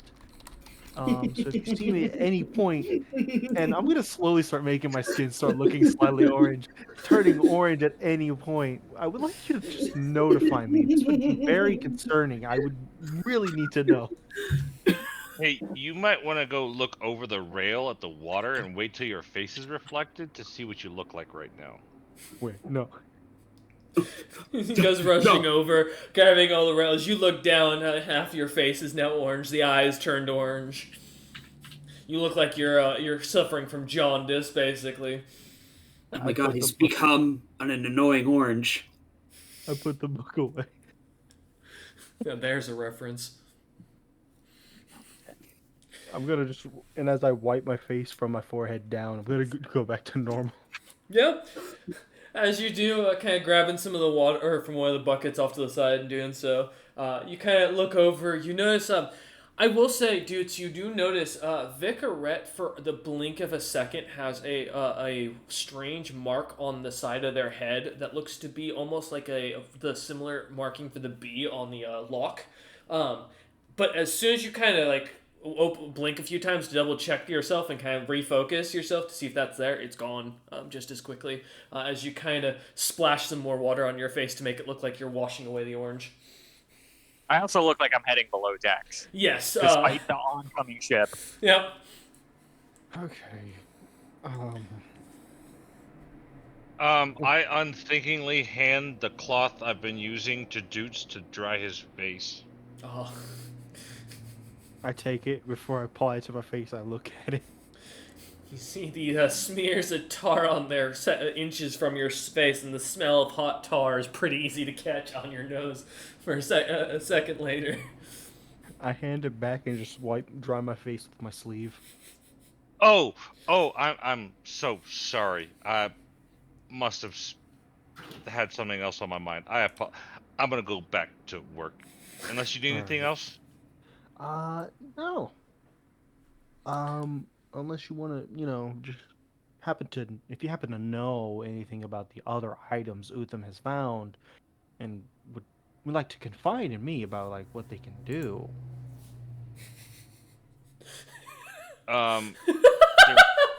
There wasn't really any information there. It was just some weird descriptions and really funny names, but it was just names. There was no information on them.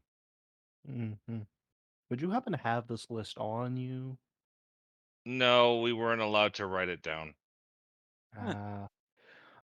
Darn. And I kind of take my arm and just kind of... I can't even actually think of a way to describe it, so I'm just going to put my camera on. Are you crossing your arms? No, it's similar to you're raising your right arm up, it kind of just punching the side or to the left, like darn. Oh, got you. Okay. Yep, that's it. You do. I'll go back to work. Yeah, as Wara kind of returns back to helping the trolls finish up getting the ship ready, you hear as the doors kind of open up as just as Vicaret kind of heads below deck, the sounds of the pots and pans being moved about down below being heard as a few trolls kind of disregard and start heading above to watch for the captain's captain's orders. Crew start kind of pouring out as Captain Zurus and Crump come out of the front of the top of the captain's quarters. Opening the door, the smell of light perfumes of lavender and rose petal kind of pouring out of there. Both of them dressed in what looks to be light merchant's attire, lacking any noble attire. Because I don't think Zurus, do you have noble attire? I don't, but Crump does, because remember his courtesan's kit. Oh yeah, no, Crump's all dressed to the nines. He's got his brand new suit that makes his eyes gleam. His fur seems to glisten. He does have, as you see, he did put in an actual toupee onto his head to kind of fluff up his hair more. And just kind of fluffed it in to look as natural as possible, but it seems to blow a little bit with the wind as he kind of puts his hand towards it. Mm-hmm. I haven't spent so much money on new things of that nature, but I still present myself quite nicely. As you're kind of dressed in the merchant wear from the one of the poor individuals that found themselves at the end of Ogg's sword and was a medium, thankfully. You were large.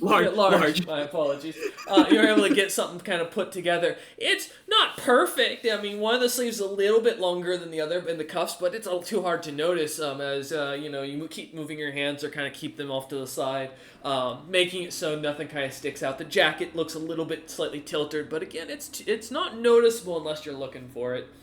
As you kind of head out onto the deck, the trolls seem to give a couple of appreciative claps and whistles as they see you two kind of come out. The ship comes within about 10 minutes from the side, as was asked for Raider, who was holding his actions. Raider, you're going to have your 2 actions go off? Yes, just in case. I'm going to cast Skin of the Cactus and Tojanita Sight. Okay. So you got the +4 to your spots, and you cannot be flanked during the spell's duration, which it's based on 10 minutes per level. Okay, perfect. And then each will last. The other one's just mage armor from what I was looking at, but basically but it's druid. Because my skin hardens and a deer grapples me, they take damage. Yeah, as you watch as Raider's skin goes from the bluish color to a little bit more green and a little bit more plumped out, as if it's kind of got more dried veins in between, more highlighting the muscles and allowing them to expand out while the skin seems to tighten around each of the or everywhere else. Almost like Cell from the Dragon Ball Z, if you're familiar.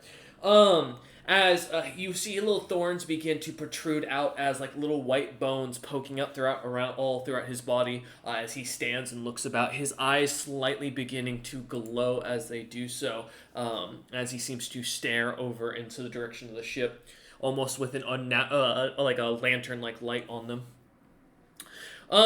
As the ship comes up within range, does anybody else have any actions they want to get off before the ship kind of comes to a stop? Stop, air quotes. I imagine I was below decks long enough to like get a bite to eat, so I'm coming back up. That's my action. All right, yeah. As you come up with a good plate of food just to kind of chew on as you're doing so, a couple of chunks of cheese, some meat rations that you find, some sweet liquid that looks like the honey. Although you haven't really had honey before, but it tastes great. As you kind of smother a few things in and come up above deck to watch and kind of see what's going on as you continue to chew away at your food. As the ship comes within range, it seems to slow down and seems to pull up its sail, allowing itself to almost keep at the mercy of the waves. The large individual you see coming over or down the deck, big and shirtless, as he does so. Let me find the proper picture here. There we go. Actually, let's see. Oh, no. Okay. As you see the individual you recognize, I go to the opposite side of the ship that the merchant ship is on in case I need a running jump. Okay. Wara, as you kind of step to the back of the crew, finding yourself kind of where no one can really focus you and see you as you're also opposite side, though the trolls seem to have a nice little split that you could easily shove aside if you needed to get through them quickly to jump. As you hear Goose, who Doots, you get a flashback once more of a nefarious individual holding a scale of a tortoise, a large tortoise. The scale looks like it's mithril or something similar for a second, and then you see the anger in your reflection off the side of in a piece of glass or in a glass window as you look at this individual. And you feel a strange animosity coming back to you for a moment. This is Goose? As you see the ginger, 9-foot tall, 300-pound Goliath come walking down the side of the ship's rails. As he does, coming to the side of it, a few, what you realize look to be kobold-kin, dragonborn-like, as they look to be, or more drake-like, as they look to be about 6 foot-ish each, and almost as wide, many of them looking to be red and bluish in coloration. Though none of them seem to have any sort of wings, and they all look to be of a chromatic kind of appearance or descent. As though Goose, seems to kind of walk through and looks off to the side of the deck, you hear a loud shout go, "Well, how does it, Cryptic Kabal?" You know, honestly, I didn't know that Goose's description was that of Saxton Hale, and honestly, now that I know that, he is far more terrifying. You do see he is wearing what looks to be a thick leather that is mixed of dragon scales, kind of in like a leather-ish jacket that kind of it doesn't seem to come together in the center as it's not big enough. It looks to be a size too small. Tucked around his arms. Each of these scales seem to be, as you kind of take a look, quite large for their size. He also carries on him a large staff on his back that seems to have almost a little crystal heart at the end of it. as well as a small, about a foot long rod that has the handle that looks like a lightning bolt. As he comes kind of sauntering down thick dragon scale looking boots, as well as thick dragon scale pants, as he kind of walks down the sides of the scale thing and looks over at you and says this. Dudes, do you know this guy? Yeah. He's an old friend. Hey, how you been? It's been a while. Oh, dudes! Last time we spoke, you said you were gonna kill me. Fancy your odds? So I'm kind of confused. I don't recall telling you that. Why would I say that to you?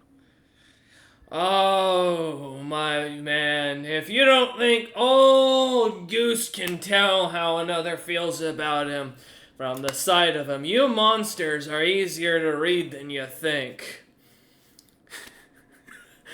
What? I Who the look fuck are you? so confused right now. Oh, Dudesy boy, I know all about your mother and father. The doppelganger and the Lachey. You're of the fake horts, my young man. And he looks over at Azuris and goes, I don't know who the fuck you are. Now, yeah, if you've got a crew like this, you gotta be worth taking the head of. And to the rest of you, as he looks about, it looks like you got pretty handsome human or Goliath there in the back. Looks like he could be my little brother, though I've never seen my brother or any of my brothers wear plate. He kind of looks at the back over towards Wara and then kind of like focuses his eyes down towards Vicaret finally and goes, and Thrycreen Formian, the rare ones. You don't see you a lot outside of the Thrycreen lands killing the little bastards often. You're probably worth at least a few points back at the lodge. I'm not a Thrycreen.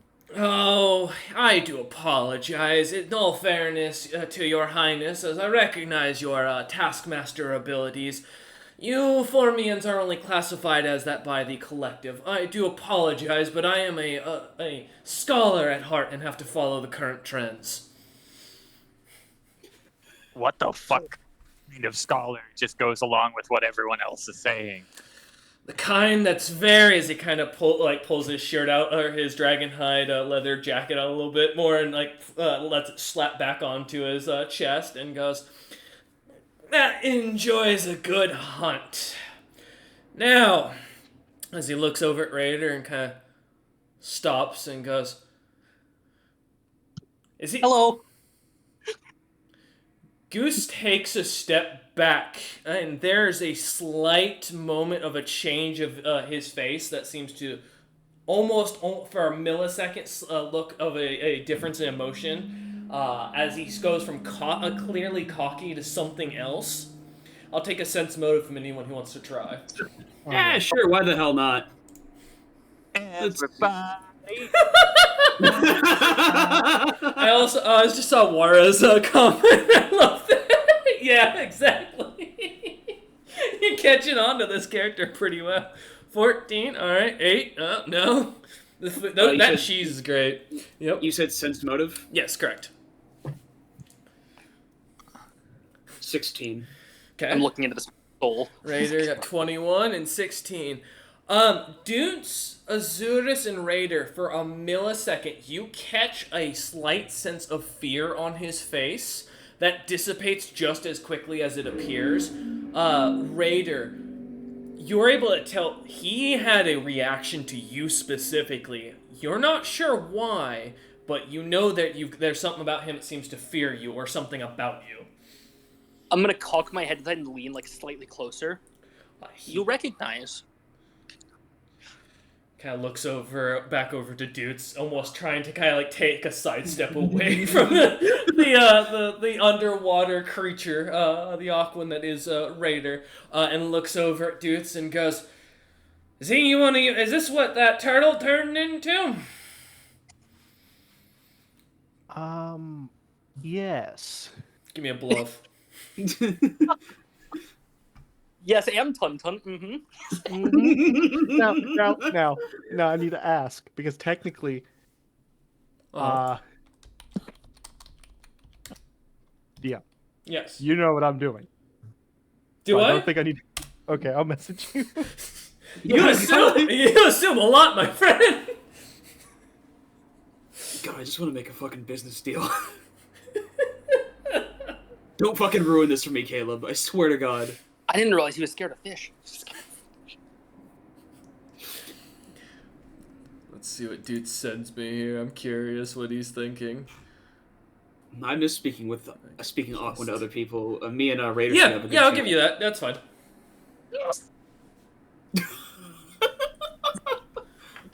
He's excited. He's getting to bullshit. 42. Kind of takes a look at you and kind of looks over back at Raider for a second and seems to almost have a bit more relaxed of a posture, and his cockiness seems to return at that, and goes, "So you lost the mimic, or it turned into a damn ship. You got a Jinn who's got some sort of crew. It looks like, I'm guessing he's at least capable, but as you've got no name worth the remembering, I'm guessing you ain't worth much. A Formian taskmaster, which is quite impressive. They don't find many of those that are willing to travel with others. Shoot, I don't think I've seen many in the material plane. And let's see. And lastly, we got another Goliath of my own clan. Honestly, dudes, I gotta respect what you've managed to come up with. You almost made a crew worth killing. But almost is the key word here, so let me make this short for you. I'm gonna either blow up this ship to Kingdom Come and watch you sink to the bottom of the sea, or we're gonna pass by kindly and respectfully of each other, and you're not gonna irritate my employer, who's paying for my Sahara, or my retreat into the troll lands." I would also like to avoid a fight if possible. The captain of this vessel was wanting to discuss a potential merchant deal. Kind of looks over about and he kind of looks about and goes, "Alright," as he settles on his ears and goes, "What's your deal, young man, Jin?" At first, I'm curious on how much you are allowed to part with monetary-wise, because this item is quite up there in worth. You are not a good pirate, are you? You've lost the entire intimidation factor. I met a guy who lit his face on fire to scare me. At least that an individual was putting on a show. You've got a cat, and you're just dressed well. Come on, at least get a little bit of balls behind that speak. Come on, show me where your manhood is here. What are you looking for the item? What the fuck? What the fuck is this guy's problem? Holy shit. Figureheads judging hardly as they enjoy their food in the background. Is there anyone who looks like, who is like controlling the sailors in the background, like giving orders and stuff like that? Give me a search check. Okay. Yeah. I'll say for a search check. Unless you have something like profession mercenary or soldier, which at that point I would say that could also count. Nah, I don't have anything like that. I am a craftsperson, not a fucking warrior. We'll figure it out that this guy's deal is. I don't come to you as a pirate. I come to you as a man wishing to make a deal. As you say that, Vicaret with a 24 for your own knowledge, as you look about, much of the crew seems to be kind of slightly looking at him almost in fear this goose individual. But you do notice amongst their rank there is another member of the crew seems to be hiding quite successfully amongst the 12 blue and 12 red koboldkin. There seems to be a small white kobold that kind of catches your attention. That seems to be himself alone, kind of moving about the crowd and seemingly not doing anything, but seems to keep moving, which is kind of strange, as no one else is. Oh yeah, I just reach out with my telepathy and be like, "We would prefer to speak to your captain rather than this thing. You hear back, nope, that's our captain. Nope, don't talk to me. Nope. As you see the little kobold like scuttle down over towards where it looks like a hatch is in the middle of the ship and disappears. Well, it doesn't matter. I already made contact with I him. know. He doesn't know that though as he scuttles away.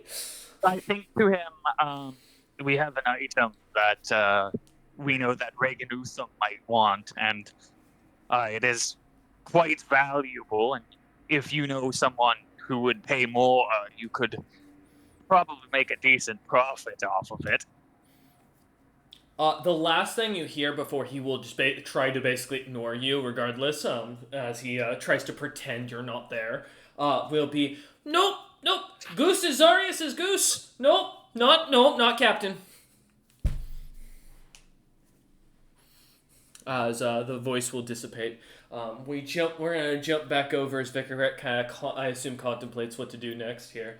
Back over to the Captain Azurus. As Wara... Oh, Wara sent me something. One sec. Uh-oh.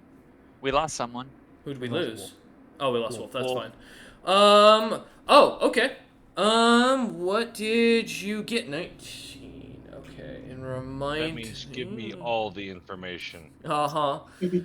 Oh, you're gonna hate me. You're gonna hate this situation for yourself. Okay. There you go. I'll give you that before any action, or before he responds. Okay.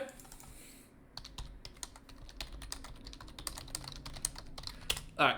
That's what you get, Wara. If you decide to try and make your way up to the captain or not, that's up to you.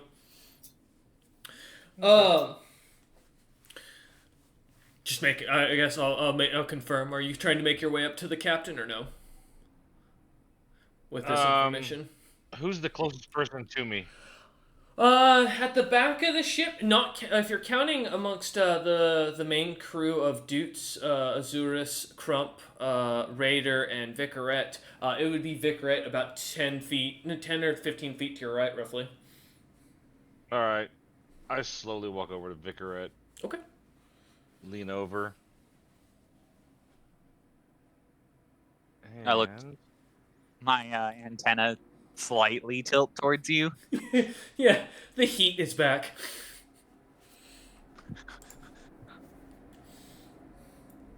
I whisper that into your ear. Oh, alright. As Wara begins whispering something, I'll give the two of you a second to think, because I want to jump over for Azurus to get his moment here. And Okay. if you want to PM Azurus anything you'd say telepathically, you can feel free to, if you need to.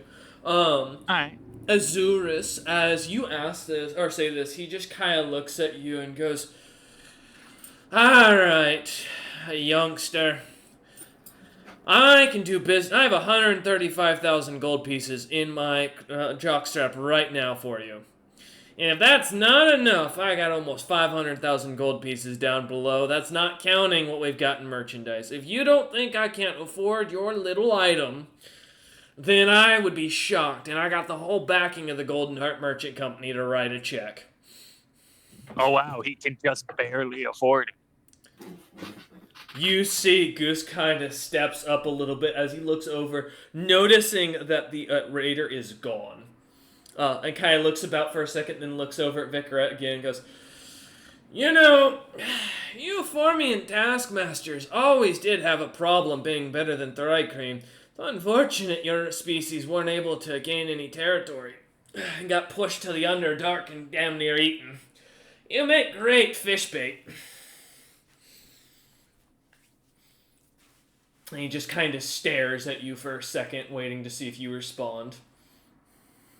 Are you trying to insult me? Like, Please, let's keep this cordial. I'm looking for... sounded confused. No worries. Good. I would like 750,000 gold pieces for this item. That's it. What's the item? And I hold the bottle in my hand. Okay. Still on the other side of the other ship, without the boarding plank between, kind of leans over a bit and looks at it and goes, a ship in a bottle, and you want 300,000 gold pieces. 750,000. You want 750,000 gold pieces for a ship in a bottle. I certainly do. And kind of he turns around and snaps his fingers as one of the Kabal or Drakekin kind of steps forward. A bluish colored one begins to kind of look at it, and you see them begin to cast something as they begin to make signs. And immediately back away in horror. And as they begin to speak, Goose just smiles like a greedy, wolfish grin. Not like wolf as in wolf, our friend, as in like an actual wolfish grin. And goes, and looks over at you as he kind of clamps the kobold or Drakekin's mouth shut and goes, "All right, by the look of my wizard, I think it's well worth it. 750,000 gold pieces is all you want." That's all I'm looking for. He nods and goes, "Give me a moment while I go and grab that from the captain's quarters. I will be ecstatic to complete the contract with you for this deal." As will I. As he kind of steps away towards the captain's quarters, the rest of his crew seem to suddenly kind of back away and go back to working amongst the ship, kind of keeping themselves away from you lot and keeping quiet.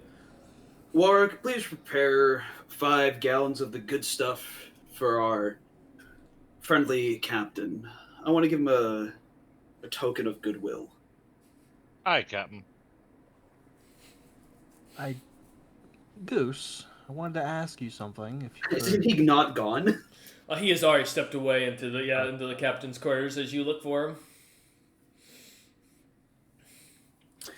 Well, Crump, I think this is going quite well. And Crump looks up at you and goes, "Oh, aye, Captain. We're looting their ship right now." What? Well, excellent. He nods and goes, He looks up at you, Dutes, and kind of keeping quiet, kind of does a light whisper as he kind of climbs over walks over towards you and starts to. He looks up at you, like gets his hand, or holds out his hands, and his claws come out, and he looks up at you and goes, "I can either climb, or you can come to me." I get down. I'm not dealing with that. Kind of puts the claws away as you realize they were very poorly manicured and broken and brittle looking. As it kind of clicks each one.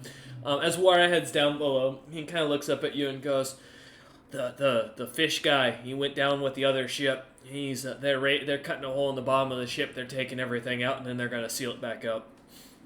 Okay. Good to know that's the plan. Of course it's the plan. It's always the plan. The captain's really good at talking to people. Don't you know this by now? He keeps convincing them to buy things that are bad for them. Like, that bottle's gonna kill that ship. We all know that. As he kind of brushes himself off a little bit, kind of fixing his shirt as if talking to you demeaned him a little bit, and like steps away over to Azurus. Oh, I love Crump so much. And just stands in attendance like a butler almost as he watches on. Wara, as you head below deck, you see the cook kind of sitting there, working about, and look as he looks up at you and goes, "Alcohol?"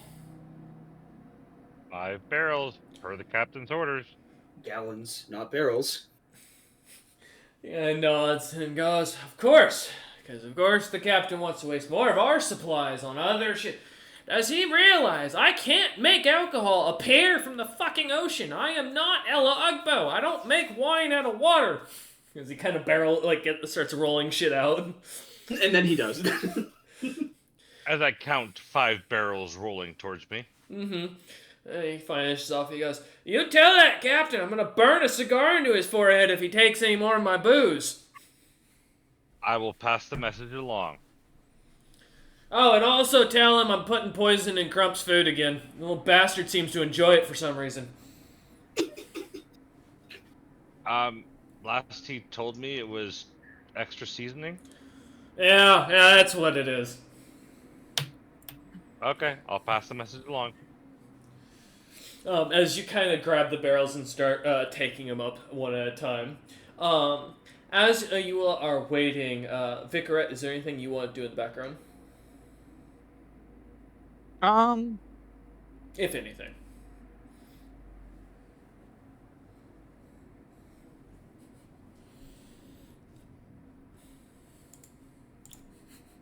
Vicarette kind of contemplates for a moment, enjoying the great taste of the food.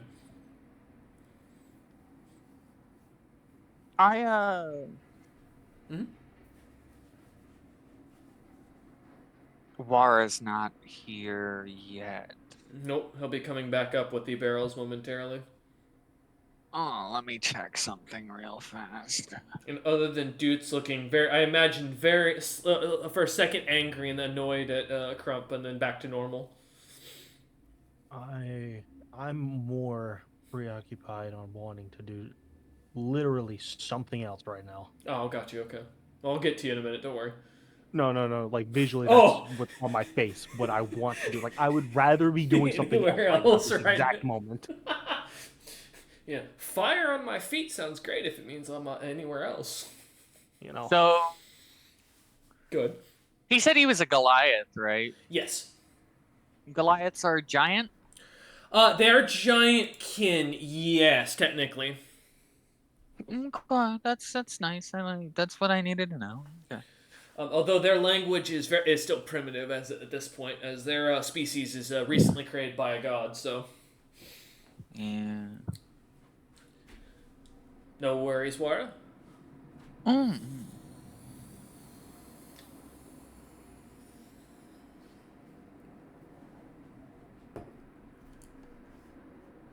Yeah, so, Yep, go ahead. What are you thinking? I'm gonna look to Doots and telepathically communicate to him. It's like, so, we gonna kill that guy? Are we fighting him, or are we avoiding fighting him? I need to know.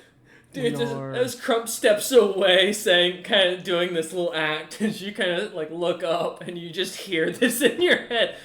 Goose isn't there, and you're staring at Crump. So just to put into context, I am going to look away from Crump and look to where Goose was, and I'm going to say in my mind to communicate back. Actually, no, I'm going to look to Vicarette and communicate back.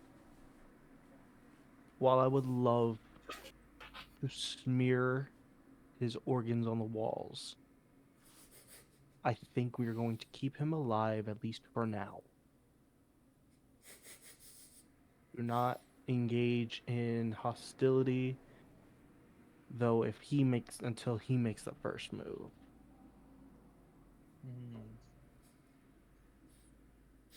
okay. I kind of think about that for a minute and give you an affirmative nod. All right. As you kind of wait for Wara to come back up with that. Actually, since we have to wait a minute till Wara gets back, because I want to make sure he's here once he is delivering the alcohol. So, yeah. As you kind of take a minute There you go. There. All right. Perfect. There's the first of 5 barrels. I didn't know if you wanted to be nearby for in case of. So, as you kind of set the barrels down one at a time next to, or near him, yeah. After he brings the first barrel, how these barrels are they just? I assume they're not just simple 1 gallon barrels. No, they are each. Oh, okay, and that's not that big. Why is you having a hard time with 1 gallon barrels? That's not. I was washing my hands at the same time, Captain. What? Kind of tricky balancing the 1 gallon barrel and washing my hands.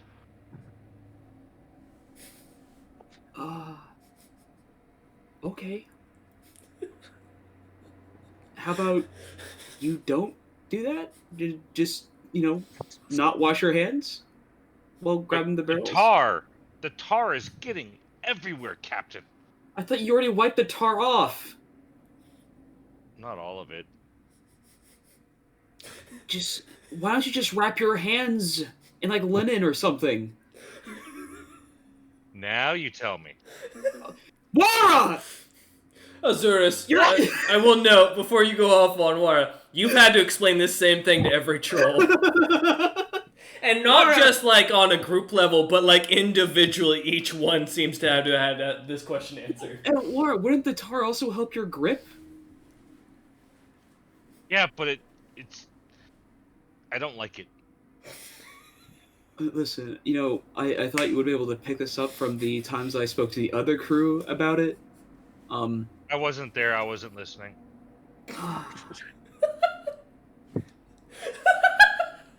So this is how you feel, Rice. This is like every corporate meeting I've ever had. That's exactly what came to mind. Like, God, this is how Rice feels. Every day. This is I get it now. I get it now.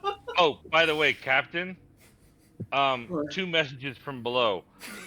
Crump is being served poison again, and stop taking all the booze. Listen, this is like, what, the 3rd time I'm giving booze to people? Yeah, but there's 4 more barrels I'm bringing up. You told me to get 5 barrels. You know, we'll just stick with the 1. Thank you, Wara. All right.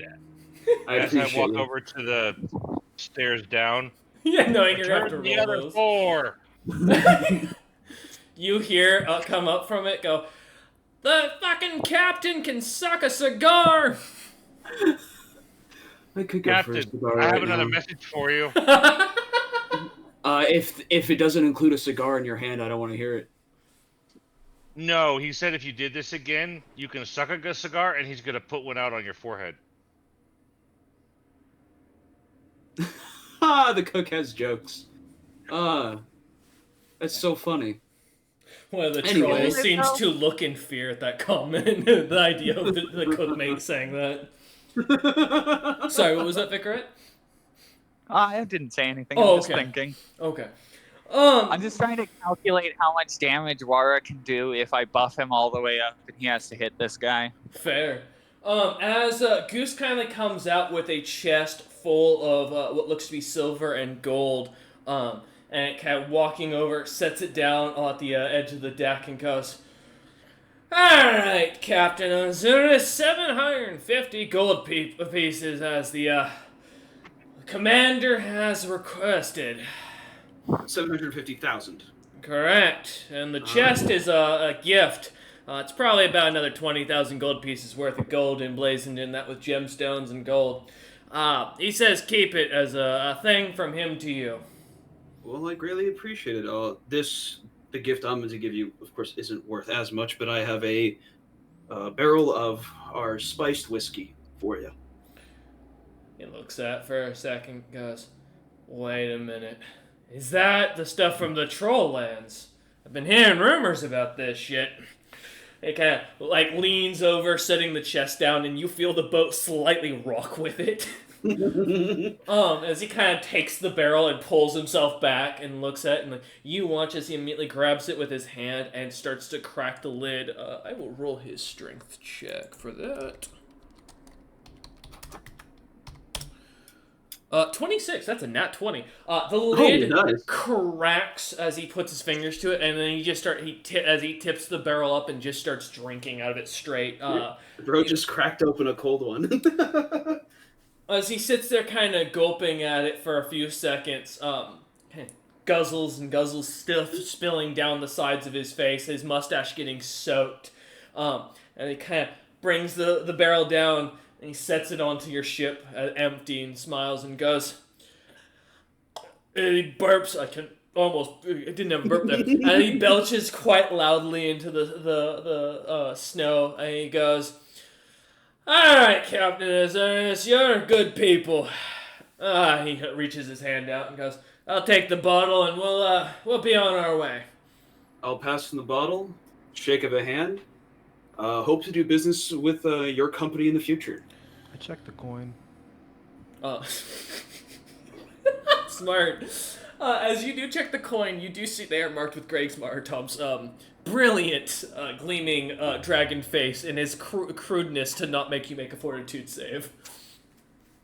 I try to bend one of the coins. Alright, give me a strength check. Or at least give it a gold test. Yeah, I'll give it a gold test to specify. Well, that can vary individual to individual, and it depended on the land. The reason they bent gold coins was to tell that certain lands put more gold in it, or more rare metals, which would make the metal softer. If you can also bite down on it and leave a mark, that means there's a lot of fucking gold in it. So that's what the gold touch does. Some people can also just lick gold and taste it. Mm-hmm. You know what? I'm almost certain Crumb probably could. Yeah, I said, though I personally do not have that talent. You know what? I'll let Crump at it. You know, let's. I got a 31 to visualize it by sight. Is that for appraise? Yeah. Okay. With appraise, you can... I'm sorry, 29. Oh, 29. You can tell those are all legitimate gold coins. From what you'd gather, they look to be about 70% gold and about 30% other thicker metals, something you guesstimate probably tin or something of a sort that's to make it a little thicker and stable. As you kind of take a second, yeah, these are legit gold coins, similar ones as you've seen other trolls being paid in. Though what's interesting is most nations don't use gold, which catches your eye. This is the first time any of you have seen this many gold coins. I relay this information to the party. I relay this information to Doots first, telepathically, but like a half second later, I'll say it out loud. Just like all of that information, like a total fucking nerd. Yeah. In the time that I haven't been in his lands, has he updated his coins, Greg? Goose looks over and goes, "No, Golden Heart Merchant Company works in coinage instead of gemstones. Mentality, as I've been told by our grand, intelligent leader, as he is. Something along the lines of gemstones having more arcane and divine value, and gold having less. I don't know. He's been pushing for it in Greg's Tom's lands and is encouraging us to pay with it. If you'd rather, I can hand over gemstone coins, but as far as it goes, you won't get the chest." No, I quite like the sound of gold clinking. It is fine. Thank you. Though I did have a question. You said you knew of my mother and father. Would you happen to know where they are? Oh, young Doots. The hunt hasn't begun yet. You don't want to start it in this situation. You won't win, and you're not a quarry. That's... As he looks amongst your crew and kind of gleams over them for a moment, and then looks back to you, goes, "You're just not worth my time at this point. Come to me in a few years, and I'll tell you everything you want to know, and then we'll start the hunt."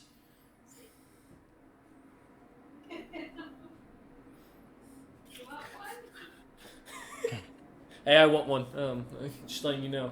Go ahead. I will just take a deep breath. And I bid you a good day. He smiles at you and goes, "Oh, don't be like that, youngster. I can't see a sad young man crying because of me. Listen, Goose isn't all that bad," as he kind of digs in the back of his pants for a moment and like looks like he's kind of scratching at his ass. I quite like him. He seems like a man to make good deals with. Don't kiss my ass, Captain Azuris. I already like you. Don't make me unlike you. And he kind of pulls out a small red dragon scale and he goes, "I'll tell you what, young Doots. I like people to have a chance to figure out their own answers, and maybe that'll make you worth my time to find out. So I'm going to give you something that will start you on your goal, but I promise you, you're going to die if you do this now. Trust me, I have a better eye for hunting than most think," as he kind of flips his finger and tosses the scale over towards you. I'll take the scale. As you catch it, it's about 3 inches in diameter, and is a deep, almost ruby-like reddish coloration. However, it is not see-through like a gemstone. It looks to be pretty solid. As you kind of toy with it in your hand for a moment, you can feel a natural, almost magic coming off of it that seems to buzz along your fingers as you kind of run it along the scale. Each of the sides are still sharp enough, from what you can tell, to still cut flesh, as you manage to prick your finger slightly just running it along it. Goose kind of smiles at you at that and goes, "Now, can you please tell your crew beneath my ship to stop raiding me and close the hole and move on?" Understood. I doing business with you. don't get paid to protect the cargo from things I don't see, but next time, please at least have some tact. If you think I'm not gonna notice your squid and the ship, I mean, that's some rookie stuff, Captain. As he kind of starts to step away, shouting out for the sails to come down. Ready to make sail! As you shout, the trolls get ready and the ship begins to move. You lot begin to head off two of the trolls kind of start to grab the gold chest and drag it towards the captain's quarters. Yep, and we'll head underwater. Oh, okay. Fully? Well, that's what the why not? Okay. Yes. Who said before? I heard someone comment. I was gonna say, before we even think about opening that chest, let's have it identified. I don't want it to be a fucking mimic or some shit. Well, I mean, we already checked if there was gold pieces, so On the bag. the bag. I specified opening up the bag to check the coin within that. They're giving the chest as a gift. Yeah. I thought the coin was in the chest, dude. The coin is in the chest. Yes. Okay, that's my bad. That's my understanding. No worries. Yeah, no worries. Were there any magical auras on anything? From what you were able to tell, no. The coin looks to be all normal, other than the fact that it's rather pure in its design, and then the chest itself doesn't have any natural magic to it, though it does have about 14 different ruby gemstones, from what you can tell. Vicaret, are you able to message either Raider or the captain of the other ship to get a move on?